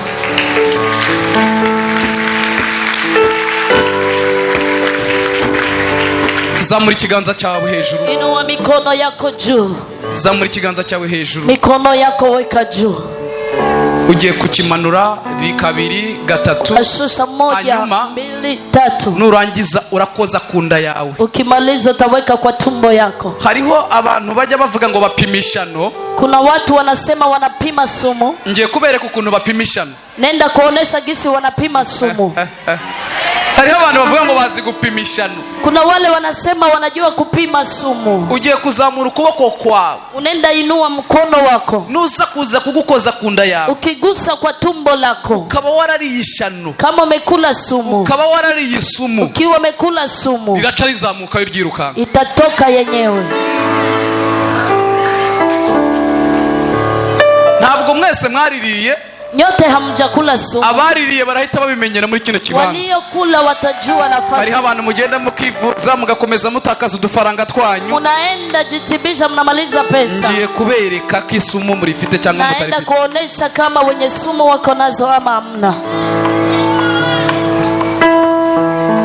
Zamura ukuboko kwawe kw'iburyo. Inua mkono wako wa zamura kumwe. Inua mkono moja wa kuume. Funga ku maso yawe. Hebu funga macho yako. Funga ku maso yawe. Funga macho yako. Ndetse n'abantu badukurikiranye kuri kamera. Na wanaotufuata kwa kamera. Nawe zamura ukuboko kwawe kw'iburyo. Na wewe unaweza inua mikono yako. Turibanza twebwe abana turaza kuza kugira hanyuma. Tutaanza sisi ambao ni wakubwa watoto baadaye. Nindangiza kugusengera urahita ukoza ukuboko kwawe kunda. Nikimaliza kuomba mkono wako utaweka kwa tumbo. Use nk'ukandaho cyane. Uwe kama vile unaponda. Ubikore ufunze ku maso yawe. Ufanye ukifunga macho yako. Data mu izina rya Yesu Kristo w'i Nazareti. Katika jina la Yesu. Utarava mu isi iki gikorwa ntabwo wagikoze. Kabla hujapanda mbingu haukufanya. Ariko jewe ndagikoze kubw'izina ryawe. Lakini mimi ninafanya kwa jina lako. Data mbikoze mu kwizera. Nafanya kwa imani. Ijambo ryawe rirambwira ngo. Neno lako linaniambia. Pia naboretse gatoya. Ijambo ryawe rirambwira ngo. Neno lako linasema. Abanyizera bazakoreshwa nibyo ntakoresheje. Wanaoniamini watafanya miujiza ambazo Data mpagaze hano mu kwizera. Ninasimama hapa kwa imani. Ibi bintu ngiye gukora n'ubwa mbere. Mambo naenda fanya ni trip ya ntabwo nigeze mbisoma muri Bibiliya. Sijawahi kusoma kwa Bible. Gusa nizeye ko uzadukoresha ibirenze nibi. Lakini naamini utanitumia makubwa. Ukuboko kuzamuwe imbere yawe. Hii mkono inainuka mbele zako. Ndahamagaye imbaraga zidasanzwe. Naita nguvu si za kawaida. Kugira ngo zibe kuri kuno kuboko. Ili ziwe nafasi hii. Akakurambika ku nda yiwe. Akiweka kwenye tumbo lake. imishano yariye sumu aliyotumia bihita bigaragara, izirike. ikibazo yahuye nacyo shida amekutana nayo gihita kigaragara kionekane mu izina rya Yesu. jina la Yesu. Reka aka kanya uku kuboko kwakira imbaraga, acha Isa uku kuboko kwakira imbaraga, ipokee nguvu, uku kuboko kwakira imbaraga, ipokee nguvu, uku kuboko kwakira imbaraga gatatu, ipokee nguvu tatu, ukuboko kwakira imbaraga kane, ipokee nguvu mara nne, ukuboko kwakira imbaraga gatanu, ipokee nguvu mara tano, ukuboko kwakira imbaraga gatandatu, mara sita pata nguvu, ukuboko kwakira imbaraga indwi. saba. Kumanure ukoze kunda yawe, shusha uguse ukihumirije ku maso isa nk'ukandaho, kanda kwa tumbo lako, ponda. sawa, muraje mwumve.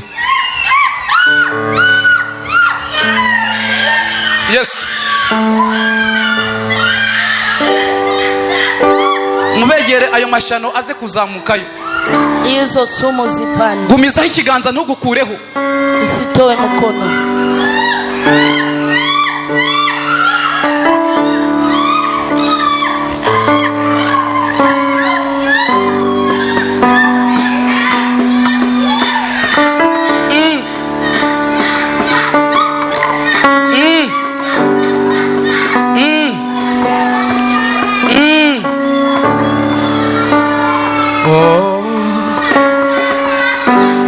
ishano bakuroze ntabwo rikikwishe, isumu haitakuua. ishano bakuroze sumu ambao ntabwo umeroga rikikwishe, haitakuua. ishano bakuroze sumu ambao ntabwo umekoroga rikikwishe. haitakuua. ukuntu itabi ritasi, ukuntu itabi abantu batarigumanye, kama vile sigara wakuibaki, bakarikura mu mifuko yabo kubw'itegeko, wanatoa kwa mifuko yao kwa amri, bakarikura mu mifuko yabo kubw'itegeko ryawe. wanatoa kwa mifuko yao reka kwa iri shano naryo hii sumu rive mu nda y'abantu toke kwa tumbo za watu. kubw'itegeko, kubw'itegeko, kubw'itegeko.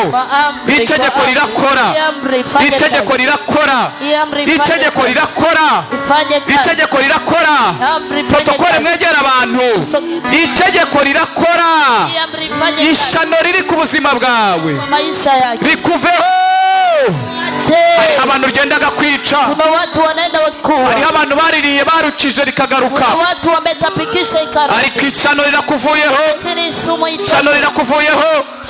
hari ibintu bimeze nk'umucanwa urimo urumva birimo biraka mu nda yawe, kama moto kwa tumbo, ririmo riragenda rishya naryo, inaenda na ungua, ishano naryo ririmo rirashya. inaenda na ungua. Oh data, mu izina rya Yesu, uri Imana ikomeye.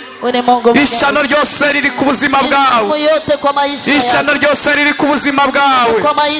mwegere uriya mwene data mumufashe protokole.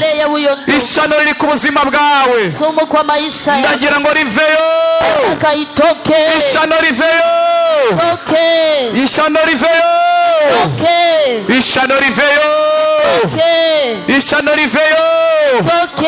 abakuroze, abakuroze, bakuzenyereje, kwa muganga barananiwe indwara urwaye, kumbe ni ishano, kumbe ni ishano. ubwo burozi wariye mu nda yawe buveyo, buveyo, buveyo, buveyo, buveyo, buveyo, buveyo. abakuroze, abakuroze, hariho abantu bariterereje mu myuka, hariho abo barirungikiye mu miyaga, rirakuvamo, rirakuvaho, rirakuvaho, rirakuvaho, rirakuvaho mu izina rya Yesu. ishano ryaziye mu mwuka birikuveho mu buryo bw'umwuka, ishano ryaziye mu byo kurya. ndagira ngo abantu bariye ibyo kurya mu ishano, ibyo kurya biracyari mu nda yawe, ntabwo byageye. izo ndya nizigaruke.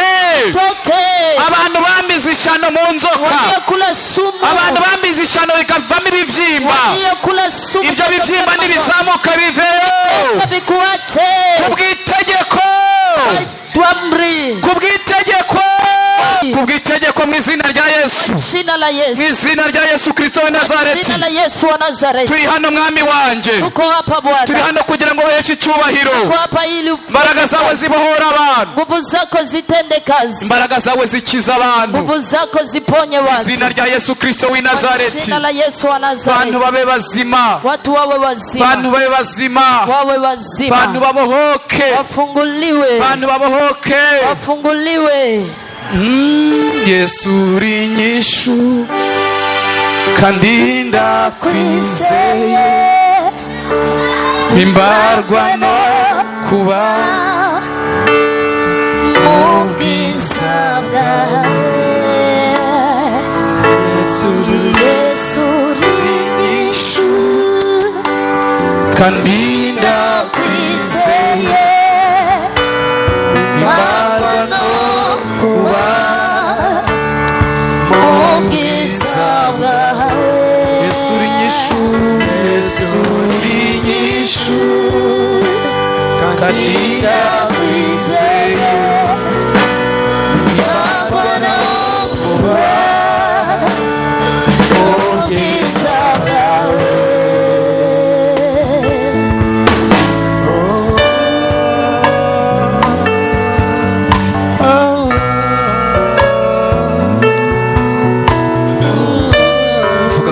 Vuga ngo mwami Yesu, subiramo uvuge ngo mwami Yesu, Bwana Yesu,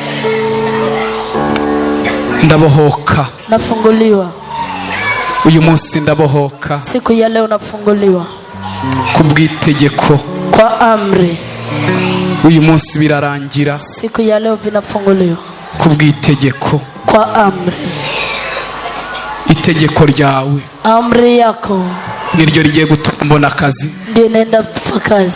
itegeko ryawe, amri yako niryo rigiye gutuma mbaho, ndio itasababisha naishi. itegeko ryawe, amri yako niryo rigiye gutuma vyemera, ndio itafanya na kubali. itegeko ryawe, amri yako niryo rigiye gutuma mpindurirwa izina, nenda fanya na badilishiwa jina, mu izina rya Yesu, kwa jina la Yesu.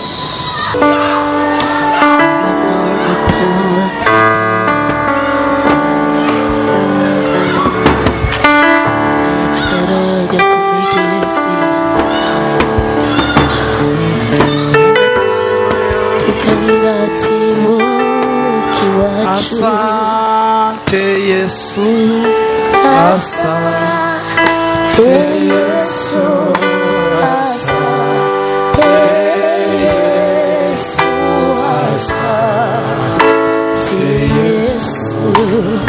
asante Yesu, asante Yesu, asante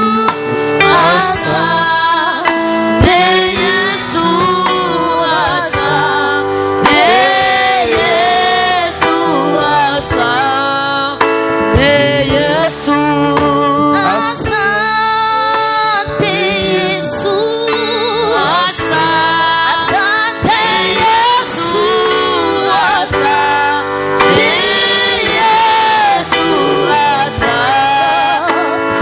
Yesu,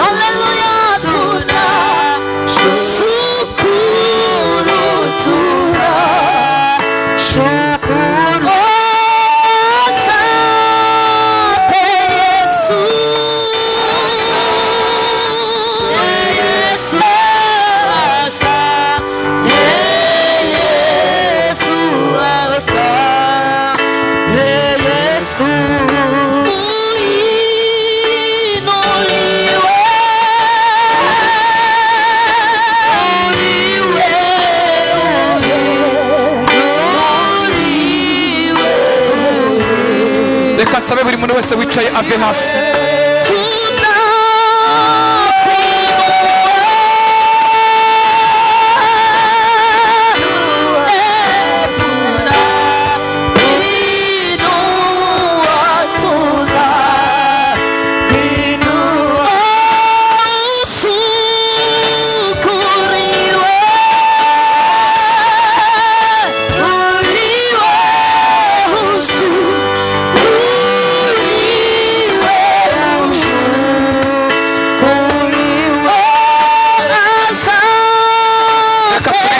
wese umuntu wese wicaye ave hasi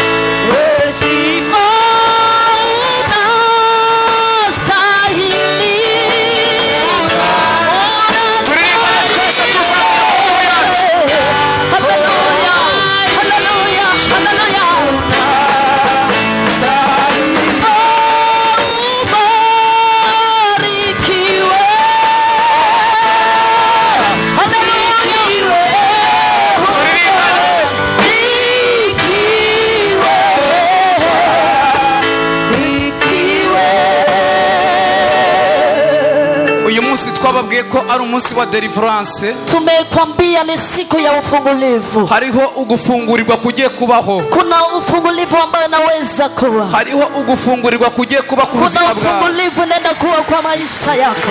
Ndagira ngo wugurure umutima wawe. Nataka ufungue moyo wako. Kugira ngo uze kwakira kugururirwa. Ili upokee kufunguliwa. Ndagira ngo uhumirize ku maso yawe. Nataka ufunge macho yako.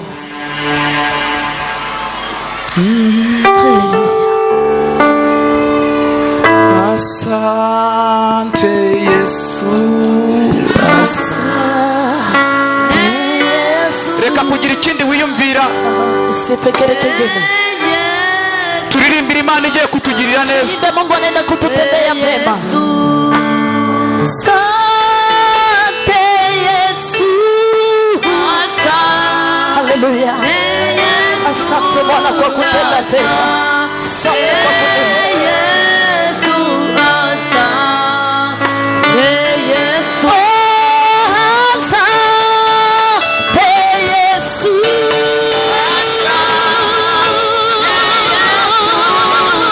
Asante Yesu, asante Yesu.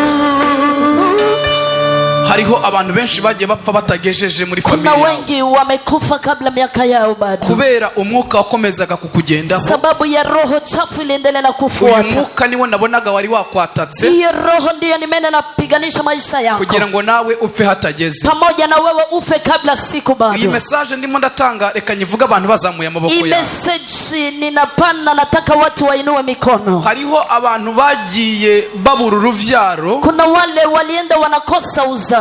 Uyu mwuka wagiye ubuza abantu uruvyaro muri familie yawe. Iyi roho ilikosesha watu uzazi katika familia yako. Niwo mwuka mbona nawe wari ukwatatse. Ndiyo roho na wewe imekufuatilia. Uyu mwuka wagiye utuma abantu bahomba. Iyi roho ya watu kuhomba. Nawe wari umaze kukwataka. Na wewe ilikuwa imekuvamia. Hari hagiye kubaho nawe guhomba. Na wewe ulikuwa unaenda kufirisika. Wavugaga ngo narahombye. Ukisema nimefirisika. Ariko kiriya ntabwo ari igihombo. Lakini ile si ufirisika. Hariho umwuka umwuka wagiye ugufata, kuna roho ilienda na kufuata, n'ubu uracyakugendaho, na hivi bado inakufuatilia. Mu miryango iwanyu, katika familia kwenu, hariho abantu bagiye bubaka ingo batevye, kuna wale wameolewa kama wamechelewa, hariho n'abatarubatse, kuna wengine hawakujenga. Impamvu ubona utari kurubaka, sababu ya kutokujenga wewe, cyangwa se ukabitegura bigapfa, ama unaandaa mambo yanakufa, kubera uyu mwuka nawe wamaze kukwataka. Sababu hii roho na wewe imekufa. Ndimo ndasenga, Imana yambwiye ko abantu bari buze gutandukana n'iyi myuka. Nilipoomba Mungu akaniambia ninaenda chanisha na watu na hizo. Hariho imyuka, mwe muretse kongera gukoma amashi, kuna musubiri kidogo, hariho imyuka yakuzengereje, kuna roho ambazo zimesumbua maisha yako. Uyu mwuka waravuze ngo ntacyo uzigera wakira, hii roho chafu ilisema hautapokea kitu. Uyu mwuka waravuze ngo ntacyo uzavamo, ilisema hautatoka ndani kitu. Ariko kubw'itegeko ry'Imana, lakini kwa amri ya Mungu, uyu munsi uyu mwuka ugiye kukurekura. Siku ya leo hii roho inaenda kuachilia. Hariho abantu mbona barwaye diabete, kuna watu naona wanaumwa kisukari. Iyi diabete ni uyu mwuka wakomeje kukwataka. Hii kisukari ni hiyo roho imekufuatilia. Harimo abantu bajya gusaba akazi, mukomeze muzamure gatoya. Inua mikono kidogo. Mbabarira ufunge ku maso yawe. Nisaidie ufunge macho yako. Kuko hari izindi mbaraga ndimo ndabona. Baada kuna nguvu zingine ninaona. Uyu mwuka ndimo ndabona ujya gusaba akazi. Wakati unaenda omba kazi ukiwa na roho. Kubera ko uyu mwuka ubukugose ahantu hose. Maana hii pepo chafu inakuzunguka sehemu pengine. Aka kazi ukakabura. Hii kazi unakosa. Aka kazi ukakabura. Hii kazi unakosa. Nta mahirwe ukibona. Hauna tena bahati. Kubera uyu mwuka ukuriho. Sababu hii roho chafu iko nyuma yako. Nabonye abantu benshi. Nimeona watu wengi. Uyu mwuka batandukana nawo. Hii roho wameachana nayo. Yere gukomera mareketse gukoma amacho. Subiri. Komeza uzamura ibiganza vyawe. Endelea ukinua mikono yako. Funge ku maso yawe. Funga macho yako. Ndizera ko ugiye kuba uwa mbere. Na mimi unaenda kuwa number 1. Ugiye kuba uwa mbere mu gutandukana n'uyu mwuka. Unaenda kuwa wa kwanza kuachana na roho. Hariho abantu batari ubashe gukomeza bahagaze. Kuna watu hawataweza kusimama. Bari buze kuza gutemba. Kuna wengine wataanguka. Hariho nabandi batari butembe. Kuna wengine hawataanguka. Bari bukomeze bahagaze. Wengine watasimama tu. Hari hafi ya robine. Pale karibu ya bomba. Hari abantu 21. Kuna watu 21. Hari ya ndimo ndarabayo. Niko natizama. Bagiye kwinaga hasi. Wanenda kuanguka chini. Ba protokole mwegere hara hafi ya robine. Protokole sogea karibu. Protokole mwegere hara hafi ya robine. Sogea karibu ya bomba. Okay, imbaraga z'Imana zirahafashe rero. Nguvu za Mungu zinashika. Imbaraga z'Imana zirahafashe. Nguvu za Mungu zinafashe. Wa mbere yaguye mubegere hara hafi ya robine, mubegere mubafashe. Wa kwanza ameshika pale. Yes, wa kabiri ndimo ndamubona. Hari abantu bagera muri 21.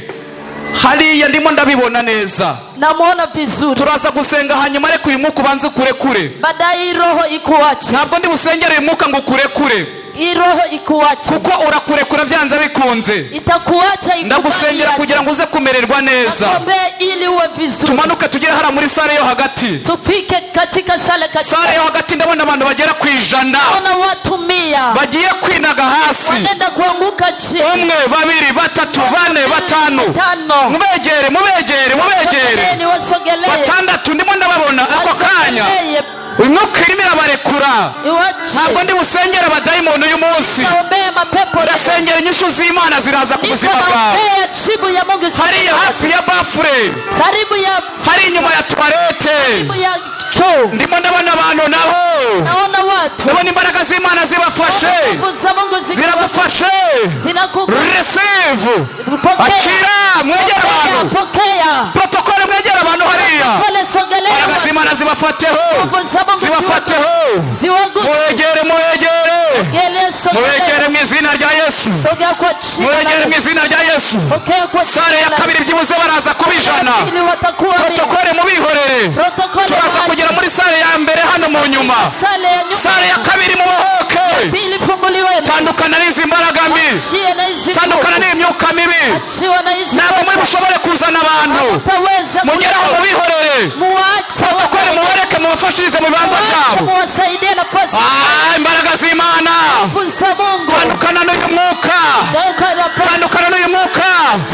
Sare ya kabiri tandukana n'uyu mwuka. Umuntu wese uhagaze muri sare ya kabiri. Ndagutandukanije n'imbaraga. Shira deliverance. tugeze hano muri sale ya mbere muzamura ibiganza muri sale ya mbere muzamura ibiganza muri sale ya mbere reka duhere hariya mu barwayi mbaraga z'Imana zigufateho tandukana n'izo mbaraga hano muri sale ya kabiri mwegera abantu mbaraga z'Imana zigufateho tandukana n'izi mbaraga tandukana n'izi mbaraga tandukana n'izi mbaraga tandukana n'izi mbaraga Mwuka w'Imana agufateho mu izina rya Yesu. Sare ya mbere mwakira imbaraga tandukana n'izo mbaraga tandukana navyo tandukana navyo turaza gusenga hanyuma turaza gusenga hanyuma turaza gusenga hanyuma ubushobozi bw'Imana bukora ibikomeye Mwuka wera kora kora kora kora kora kora ndabona hari abayihagazeho ndabona hari abadayimoni bihagazeho ndabona hari imyuka yihagazeho yanze kurekura ubwoko bw'Imana ntabwo ndi burindire gusenga ndahagarara mu itegeko ry'Imana mpagaze mu itegeko tandukana n'uyu mwuka tandukana n'uyu mwuka tandukana n'uyu mwuka tandukana n'umwuka w'ubukene tandukana n'umwuka wo kutubaka tandukana n'umwuka w'igihombo tandukana n'umwuka wo gupanga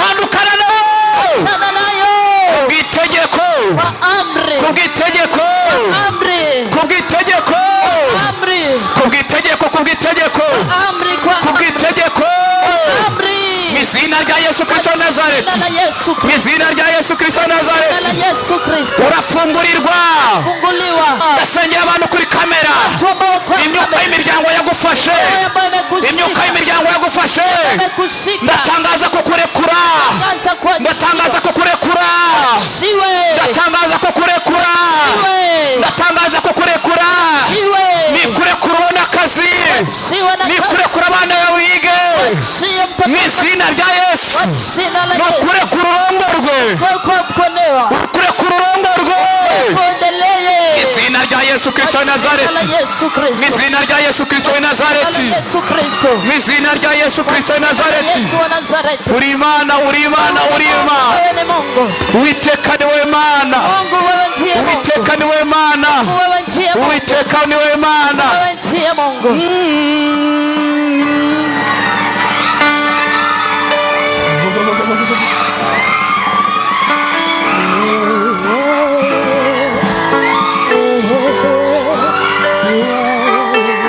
ndabona abantu 800 naona watu 800 ndabona abantu 800 naona watu 100 aba bantu ntabwo bari kuzabona akazi aba watu wangepata kazi ariko ndabona uyu mwuka ukurekuye ninaona irona uyu mwuka urakurekuye inakuacha protokole mujye gufasha uriya muntu hariya Mariko protokole mujye kuyamba Mariko hariya uyu mwuka urakurekuye urakurekuye izina rya Imana rihabwa icyubahiro Uwiteka uhabwa icyubahiro Uwiteka ni wowe Mana Uwiteka ni wowe Mana ikomeye Uwiteka ni wowe Mana ihambaye Uwiteka ni wowe Mana ikiza Uwiteka ni wowe Mana ishora Uwiteka ni wowe Mana idahinduka Uwiteka ni wowe Mana itagira igitutu cyo guhinduka ubushobozi bwawe buri hano imbaraga zawe ziri hano gukora kwawe kuri hano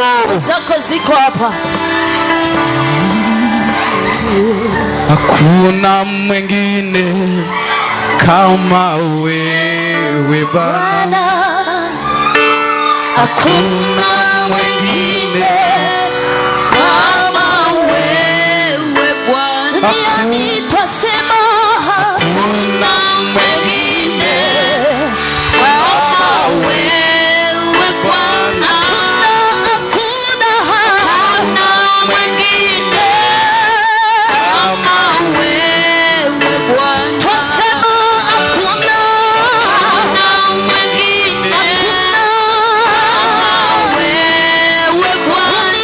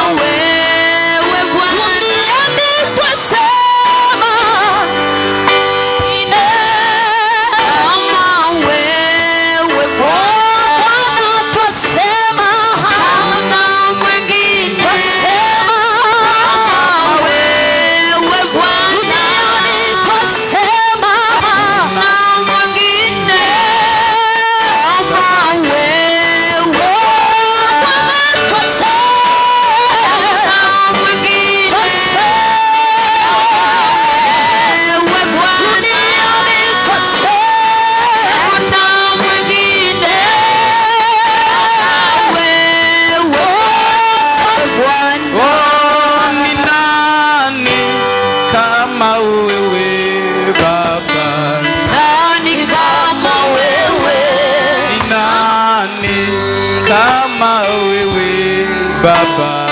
Nani kama wewe? Ni nani kama wewe Bwana? Nani kama wewe? Nani kama wewe Bwana? Nani kama wewe? Hakuna wengine kama wewe. Hakuna mwingine kama wewe Bwana. indwara yose wari ufite ndagira ngo ubushobozi bwawe Mana bumanuke bukora igitangaza kuri uyu muvyeyi. Nirukanye indwara y'amafyiko ku buzima bwe, ntakongere kubabara mu izina rya Yesu. Ndagira ngo ubushobozi bw'Imana bukore igitangaza. Aya mahaha amaze igihe arwaye, ndagira ngo ubushobozi aka kanya bukore igitangaza. Wa mahaha we b'amazima, dayimoni wafashe amahaha ngutegetse kugira ngo urekure mu izina rya Yesu Kristo w'i Nazareti. Ndagira ngo imbaraga zafashe uru rurimi zirurekure mu izina rya Yesu. Atangire kuvuga, atangure kuvuga, abe muzima. Yitwa nde uyu mukobwa? Mukeshimana Diela. Diela amaze igihe kingana iki atavuga? Amaze imyaka 16 atavuga. Yaragwaye ajya muri reya amara y'imisi 3 yakamye amaraso, bamuteye amaraso arakama, umwana cyarabyimba umubiri wose, baca bamushira muri reya, aca amara imisi 3 atavuga, umubiri w'umera nk'uwaboze, atavaye atavuga n'ubwenge ntibugenda neza. Data mu izina rya Yesu Kristo w'i Nazareti, Reya reka asubirane kuvuga. Awe muzima. Ndagaruje ubuzima bwa Reya. Reya abe muzima.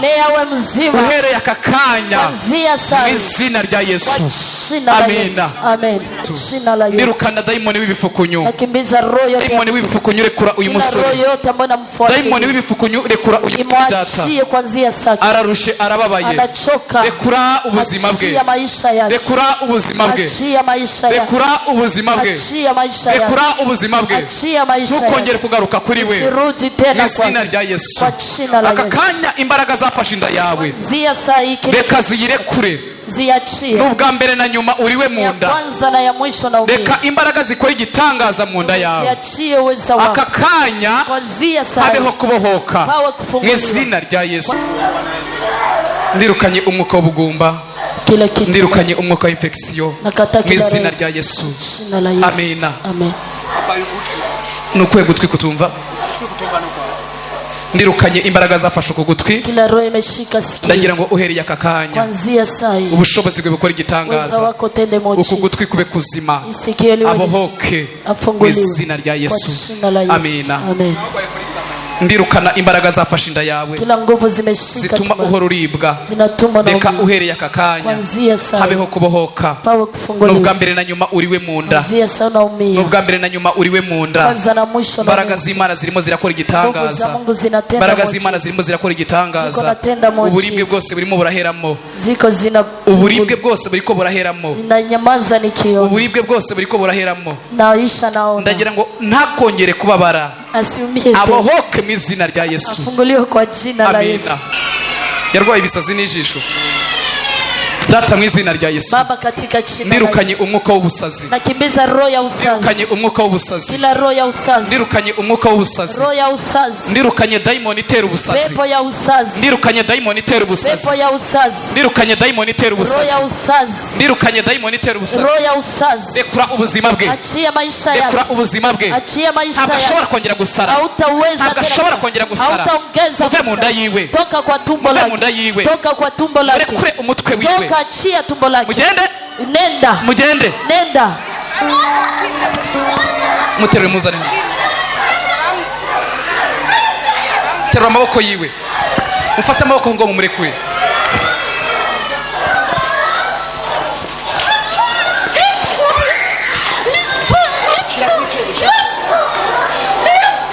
Kivume gatsindwa. Ninde wamuzanye? Yizanye wenyine.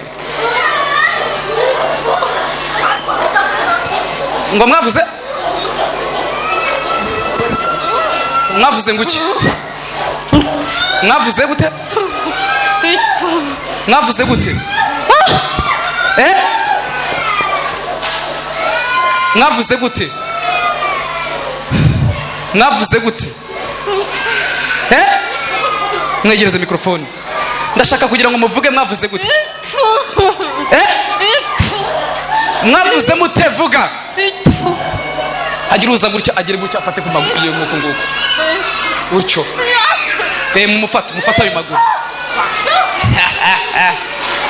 sawa fata ukuguru kwe hariya murashaka iki ku buzima bwiwe murashaka iki ku buzima bwiwe muragomba iki ku buzima bwe ndashaka muvuge muragomba iki ku buzima bwe muri bangahe muri bangahe ndakura amaboko ndababarira muri bangahe ndakura amaboko ndababarira ntabwo dutegekwa n'abadayi muri bangahe muri bangahe igitigiri cyanyu muri bangahe ndashaka kugira ngo mumbwire muri bangahe telefone yandoye ndanywe na memoire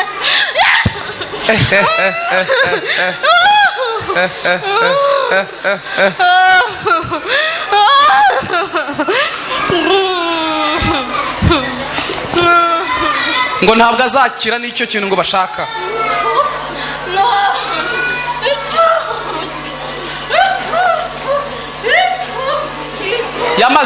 yamaze kubohoka yamaze gukira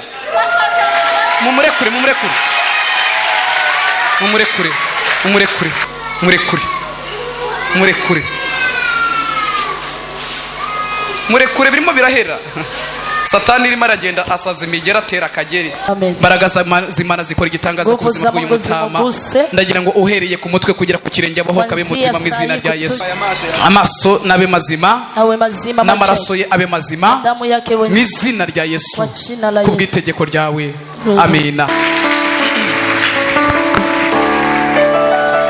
ndatangaza kubohoka ndatangaza gukira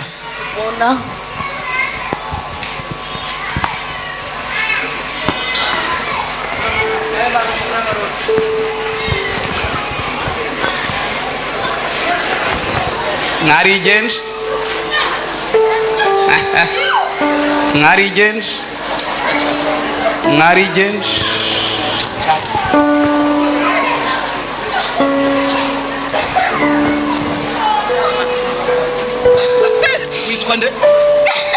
witwa nde naitwa nani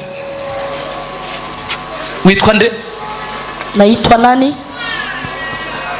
murashaka iki ku buzima bwe nataka nini kwa maisha yake turamwica muramwicira iki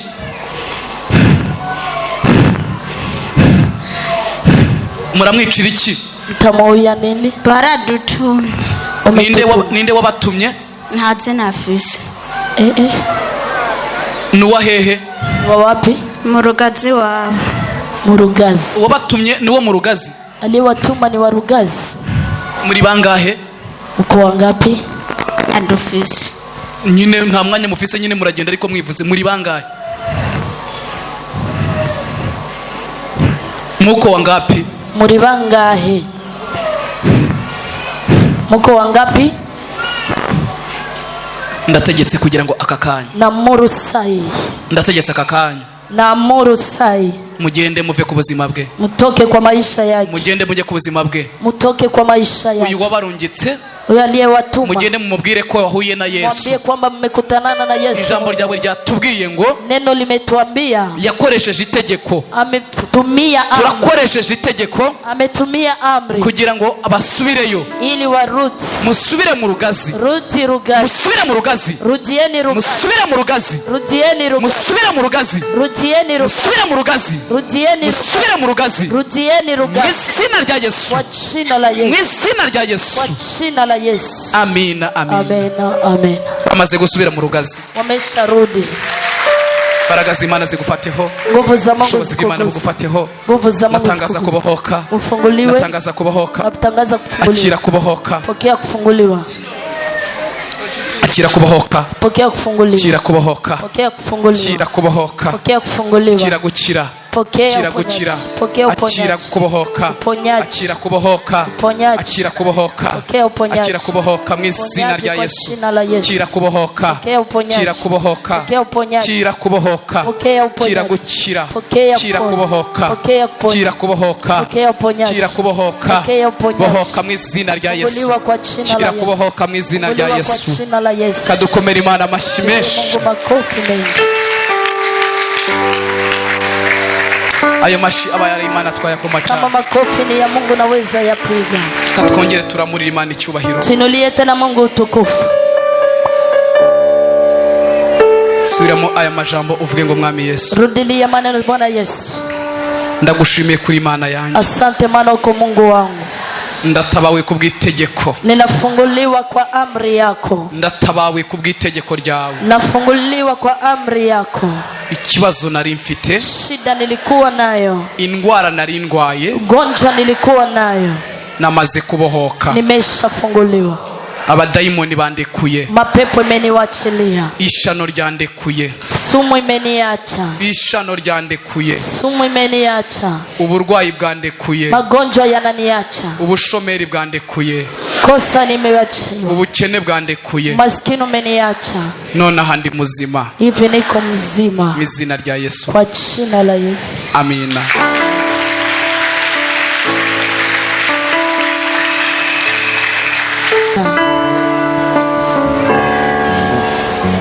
Zina ryawe rihabwe icyubahiro wa Mana we. Nako inuliwe Mungu. Zina ryawe rishyirwe hejuru. Inuliwe tena. Uri Imana ivuga bikaba, wategeka bigakomera. Mungu na ukiamuru vinakuwa. Jambo ryawe rirambwira ngo muzahindura amazi. Neno linasema mtabadili maji. Aya mazi ndahinduye amaraso yawe. Aya maji nabadili damu yako. Ubushobozi bwe muri aya mazi. Uweza wako kwa maji. Abari buze kuza kuyanwa. Atakayatumia. Akorope indwara ziri mu mibiri yawe. Itoe kila magonjwa iko kwa mwili. Baze kuza kuba bazima. Wawe wazima. Aho bari buyahezagize. Ambao watabariki.